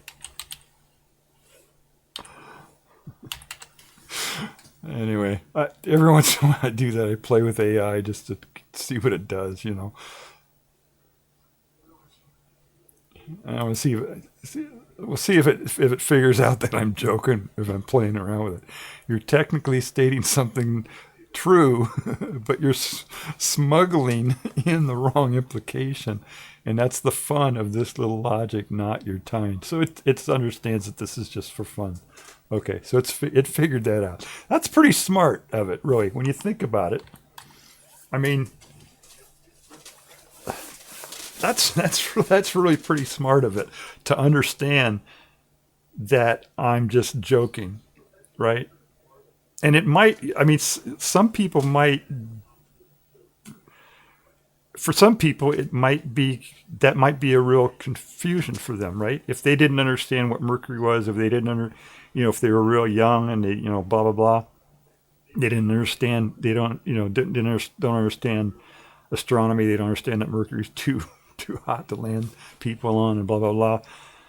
But it knows that I know that, you know what I'm saying? It understands me enough to know that I'm just joking about this. So that's really smart. That's pretty smart of the AI to figure that out. So that's amazing, that it figured that out. Ads. Oh, shit. Yeah. Oh, wait. Okay, I blew through the ads. Sorry. The ads are over already. I got ad. Okay, so Nam is saying the ads that he got was Carnival Cruises, Power Home Remodeling, and ExxonMobil again. That's interesting. ExxonMobil. Yeah, that's funny. The ExxonMobil is advertising. I wonder what's going on there. They're obviously trying to influence Amazon for some reason. No worries, such is life on Twitch. Yeah, I blew through the ads there. Anyway, I was just saying that it's, I typed in, I was pretending like I was confused or like I, the conspiracy theory technically is true because they didn't land on Mercury. but it's not really a conspiracy theory because they didn't want it. You can't land on Mercury. They didn't want to learn it. And I was saying some people would be confused about that if somebody was very young, didn't know what the Mercury program was, didn't know anything about astronomy, didn't understand that you can't land astronauts on Mercury because it's too hot, blah, blah, blah. They might not understand that. But the AI knew enough about me to know that I understood that would be fake and figured out that I was just playing with it. It was just for fun. So that's pretty smart of the AI to do that. We got another raid. Oh no, or Tina, are you raiding late? Hi Tina, welcome.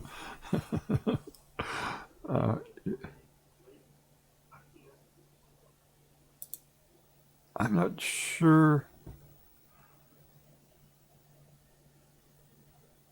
I was trying to figure out if you came in on the raid. Tina, you put the raid call there, but it was a long time ago that he raided, so I'm confused. I don't know what happened there, or did we get another raid that I didn't notice? Seems like late raider. Okay, it was late raider. Yeah, sometimes that happens. Sometimes people. Oh, okay. Sometimes people step away. Yeah. Also, sometimes you get really delayed. I know sometimes I run old hardware and computers that can't keep up, and they'll get really delayed. Sometimes I'll be like several minutes delayed from the streamer. And then it gets kind of confusing because I'm typing stuff in that they were saying, 5 minutes ago or whatever, and it gets kind of confusing. So anyway, I thought, I don't know, that was kind of funny. So the Mercury program had nothing to do with that. It had to do with they called it Mercury because they wanted to go fast. They wanted the program to hurry up and catch up with the Russians. And who was it? John Glenn, I guess, was the first American in space. I hope I got that name right. And he basically just went up there for one orbit, I think, only. I think they had somebody go up before him. Shepard, maybe it was, Alan Shepard, who was the first Mercury astronaut to go into space. But he wasn't the first one to go into orbit. I think he went up to space and he just did a partial orbit. Let me bring up the Wikipedia page on that. I hope my audio isn't getting out of sync, because sometimes when I get multiple things going here, it gets out of sync. Mercury first, there it is, for Mercury Atlas 6. All right, let me bring this up here. Browser window. All right, so this is Mercury Atlas 6 was the first crewed American orbital space flight, which took place on February 20th, 1962. So this was a couple years. Oh no, this was only about a year or something after the first Russian went up there. Yeah, it was the fifth human space flight, preceded by Soviet orbital flights, Vostok 1 and 2, and American suborbital flights, Mercury Redstone 3 and 4. Okay, so let's see what that was here. You see that? Yeah. Freedom 7 was the first United States human space flight. Alan Shepard. Okay, I got it right. Okay. That's pretty good from memory. It was the first crewed flight of Project Mercury. The project had the ultimate objective of putting an astronaut into orbit around the Earth and returning him safely. Shepard's mission was a 15-minute suborbital flight with the primary objective of demonstrating his ability to withstand high G forces of launch and atmospheric reentry. Okay. So they took baby steps on the thing. But that's all it was. It was just, they weren't trying to go to Mercury. They were trying to go to the planet Mercury. It was, it was our first manned space flights and stuff like that. Now there was a before that they had airplanes, jets, rocket powered jet or rocket planes that would fly really, really high altitude. And there was one that actually got up above the atmosphere and skimmed the atmosphere and came down. But I think that happened after the Mercury flights. But anyway, it was like this transition, right? They were doing planes that were getting higher altitude and kind of getting on the verge of going into space.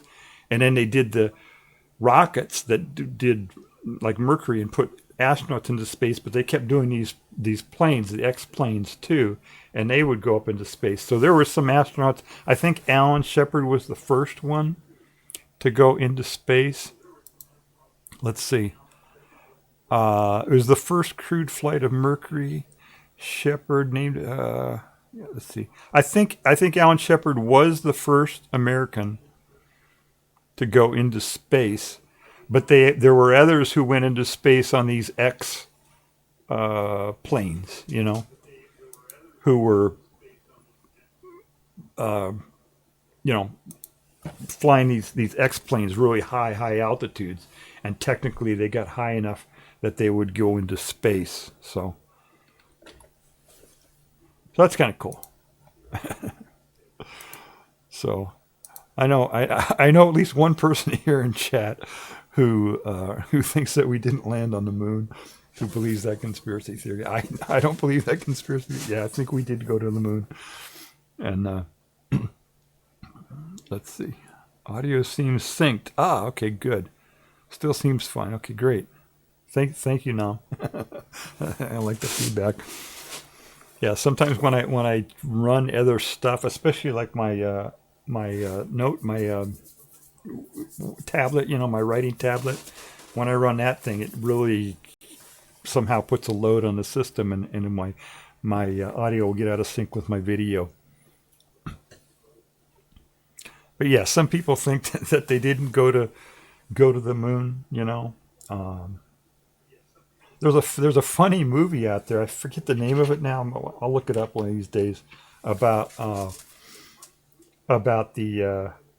this conspiracy that they faked the moon landing, and all that, and had Hollywood make videos and all this kind of stuff. God, I can't remember the name. Oh, let me ask Mr. AI and see if Mr. AI knows what that is. Let me bring that up here. Okay. Maybe it's a funny movie. I recommend it because it's just so funny. There was a movie.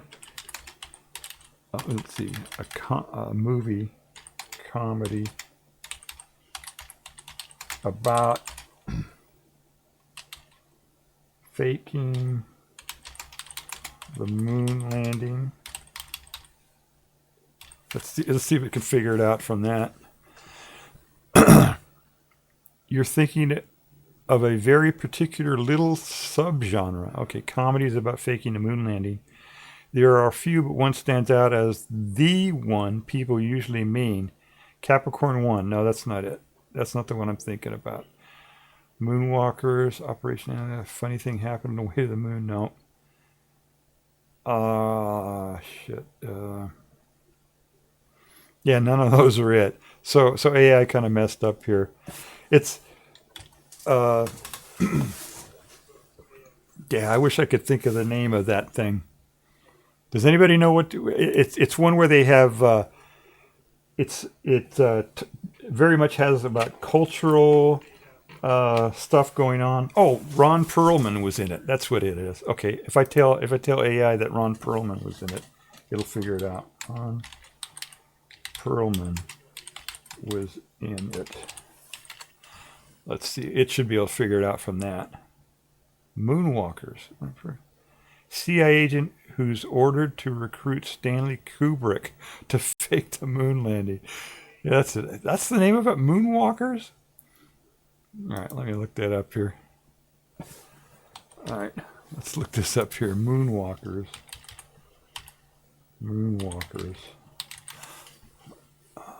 A moonwalker. No, that's not it. Jesus. I think AI is sending me on a wild goose chase because I was teasing him earlier. Let's see here. Oh, this is it. Yeah, this is it. Moonwalkers. It's a really funny movie. I recommend it. Maybe I'll do a review of that sometime. LOL. Yeah. Let's see. I've looked up other movies through Gen AI, and they have largely been bad at movies. Yeah, sometimes they figure they don't get it right away. It's like you really have to work at it and think about it and go back and forth and do all this stuff, and it'll figure it out. But yeah, they're not too good at figuring out movies. So this is it. Moonwalkers, British comedy. This is just the most bizarre, weird, off the wall movie. And it's just really funny, and it's about faking the moonlight. Oh, look at it only got 135,000 in the box office. How can that be? This is really a funny movie. What was the budget on this thing? Let's see what the budget was. They're not going to say. It was a fair. Looking at it, it looked like there was some money put into it. I mean, they had some real production design and everything in there. They real actors, Perlman and some other people. So, but it's just this funny. I don't want to spoil it, but it's just the most bizarre thing, and it has a lot of cultural references, from the '60s. And what was going on? What was going on in the '60s, right? Hippies and drugs and sex and all that stuff. It's all in there, and it's just the funniest thing. So the idea is that they're trying to, as they say, CIA agent tries to recruit Stanley Kubrick to do the production part of the faking the moon landing. So yeah, highly recommend that. Maybe I'll do a review of that thing at some point, but it's pretty funny. I don't want to do the plot because that's gonna. Any other names in here that are? Yeah, and the actors are pretty good too. They're all, I don't recognize a lot of the names here, but the acting was really good. Photography, release. South by Southwest, it's kind of an independent thing. Received mixed reviews from critics. 42 on Rotten Tomatoes. Yeah. On movies like that, when you get Rotten Tomatoes and stuff like that, it's really biased. And any film that's not done by the big studios and all that, independent films, or a lot of them, get bad reviews just because they're not.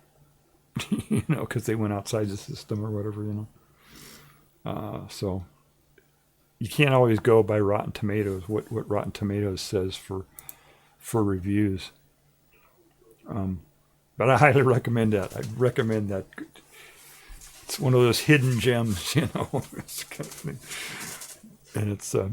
it's about faking the moon landing. They mentioned Capricorn 1. I'm sure a lot of you are probably familiar with that one. Where is it here? Capricorn 1. That was a Mars. Yeah, they got a Mars landing. And I think this is what got people starting to think about the moon landing being faked. This movie itself. It was 1977, because before that, everybody just knew. We saw it, right? We all watched it on TV as it happened.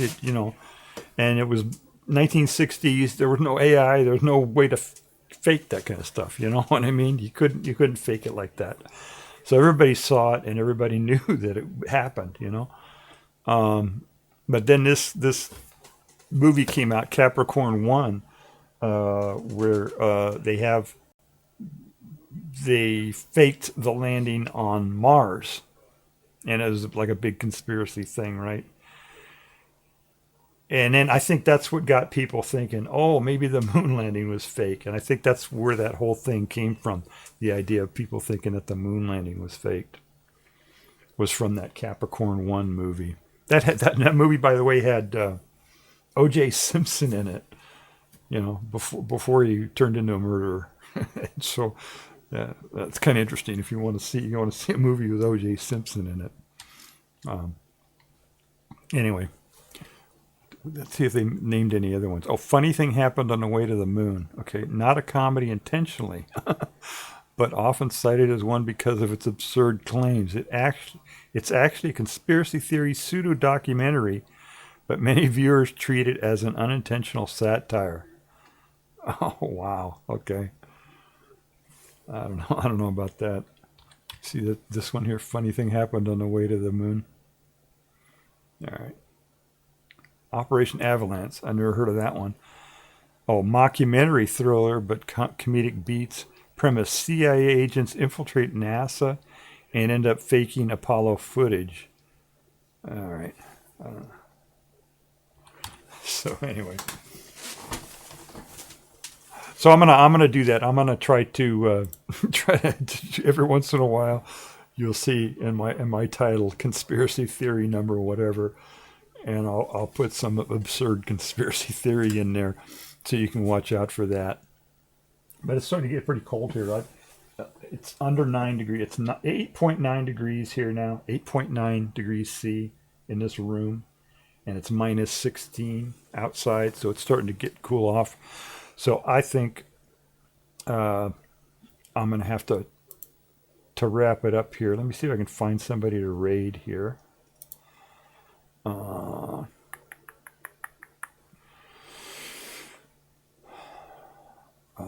Okay, who wants to get raided here?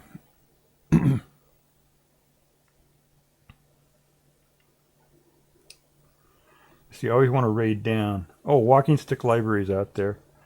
Let me raid her. Let's see. She's streaming about feline compulsive disorder. Who is Paul Whiteman and Burmese pythons out in the cold? Okay, so let's raid Walking Stick Library. All right. Oh, let's see. I gotta do my my disclosures here. Shit. All right. Hang on just a second. All right. This is taking me about 30 seconds here to get this figured out. I gotta open something different here. All right. Here we go. This is good.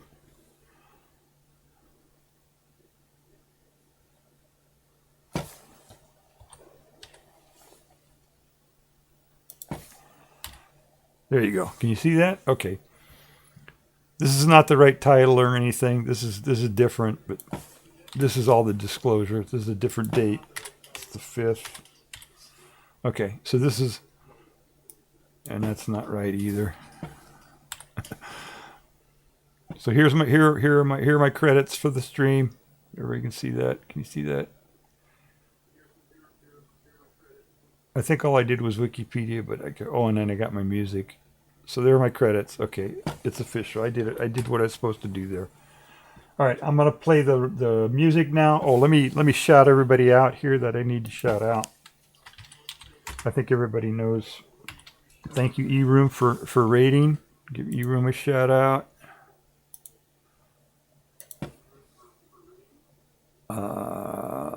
Wait, what did I do? Did that work? Nope, that didn't work. Let me try harder. There you go. Did that work? Yeah. Thank you for the raid, eRoom. I appreciate it, and thank you, Nam, for chatting with me when I had nobody in chat. So shout out to Crazy Asian. Please follow Crazy Asian. Memloss was here. Thank you, Memloss. Oh my goodness.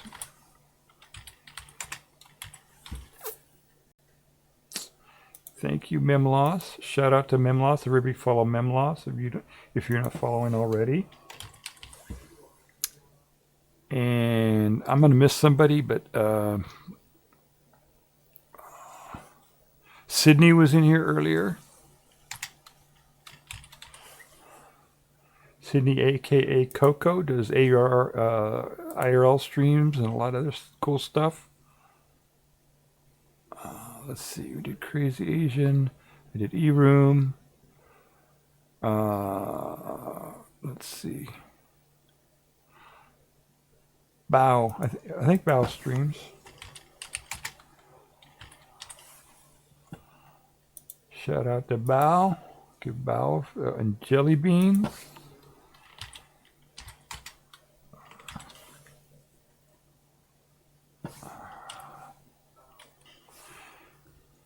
Ms. Jelly Beans. Give Ms. Jelly Beans a follow. Does a lot of modding for other channels. Let's see. Who else we have here? Sydney. I should set up a system like Info Czar does. He's got a really cool system for handling shoutouts.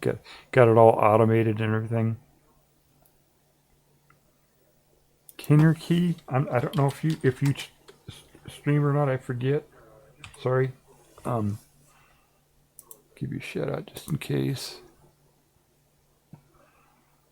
All right. I think that's everybody. Wait, mem loss.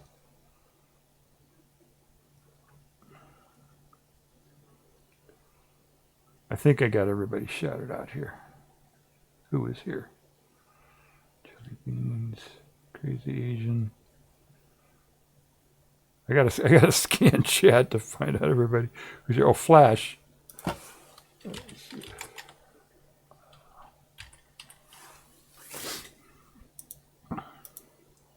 Oh, and Tina French. Tina French was here.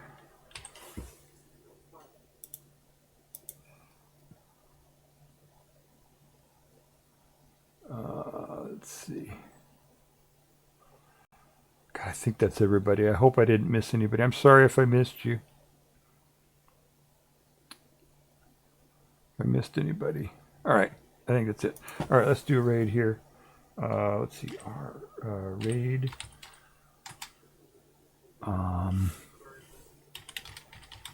Walking Stick Library.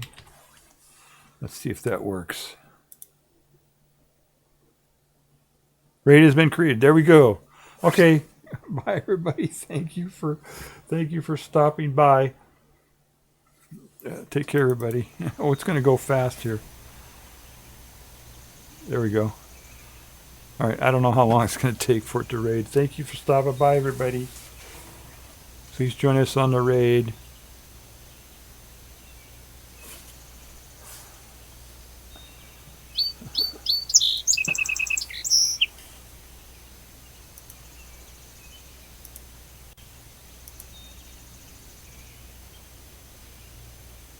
I'm going to do this too.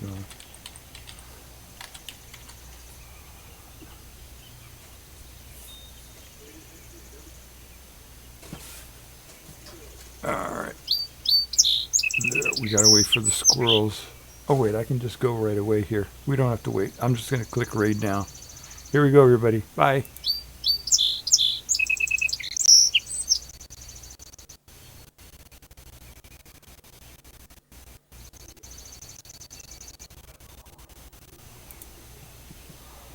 Oh, I didn't do a raid call.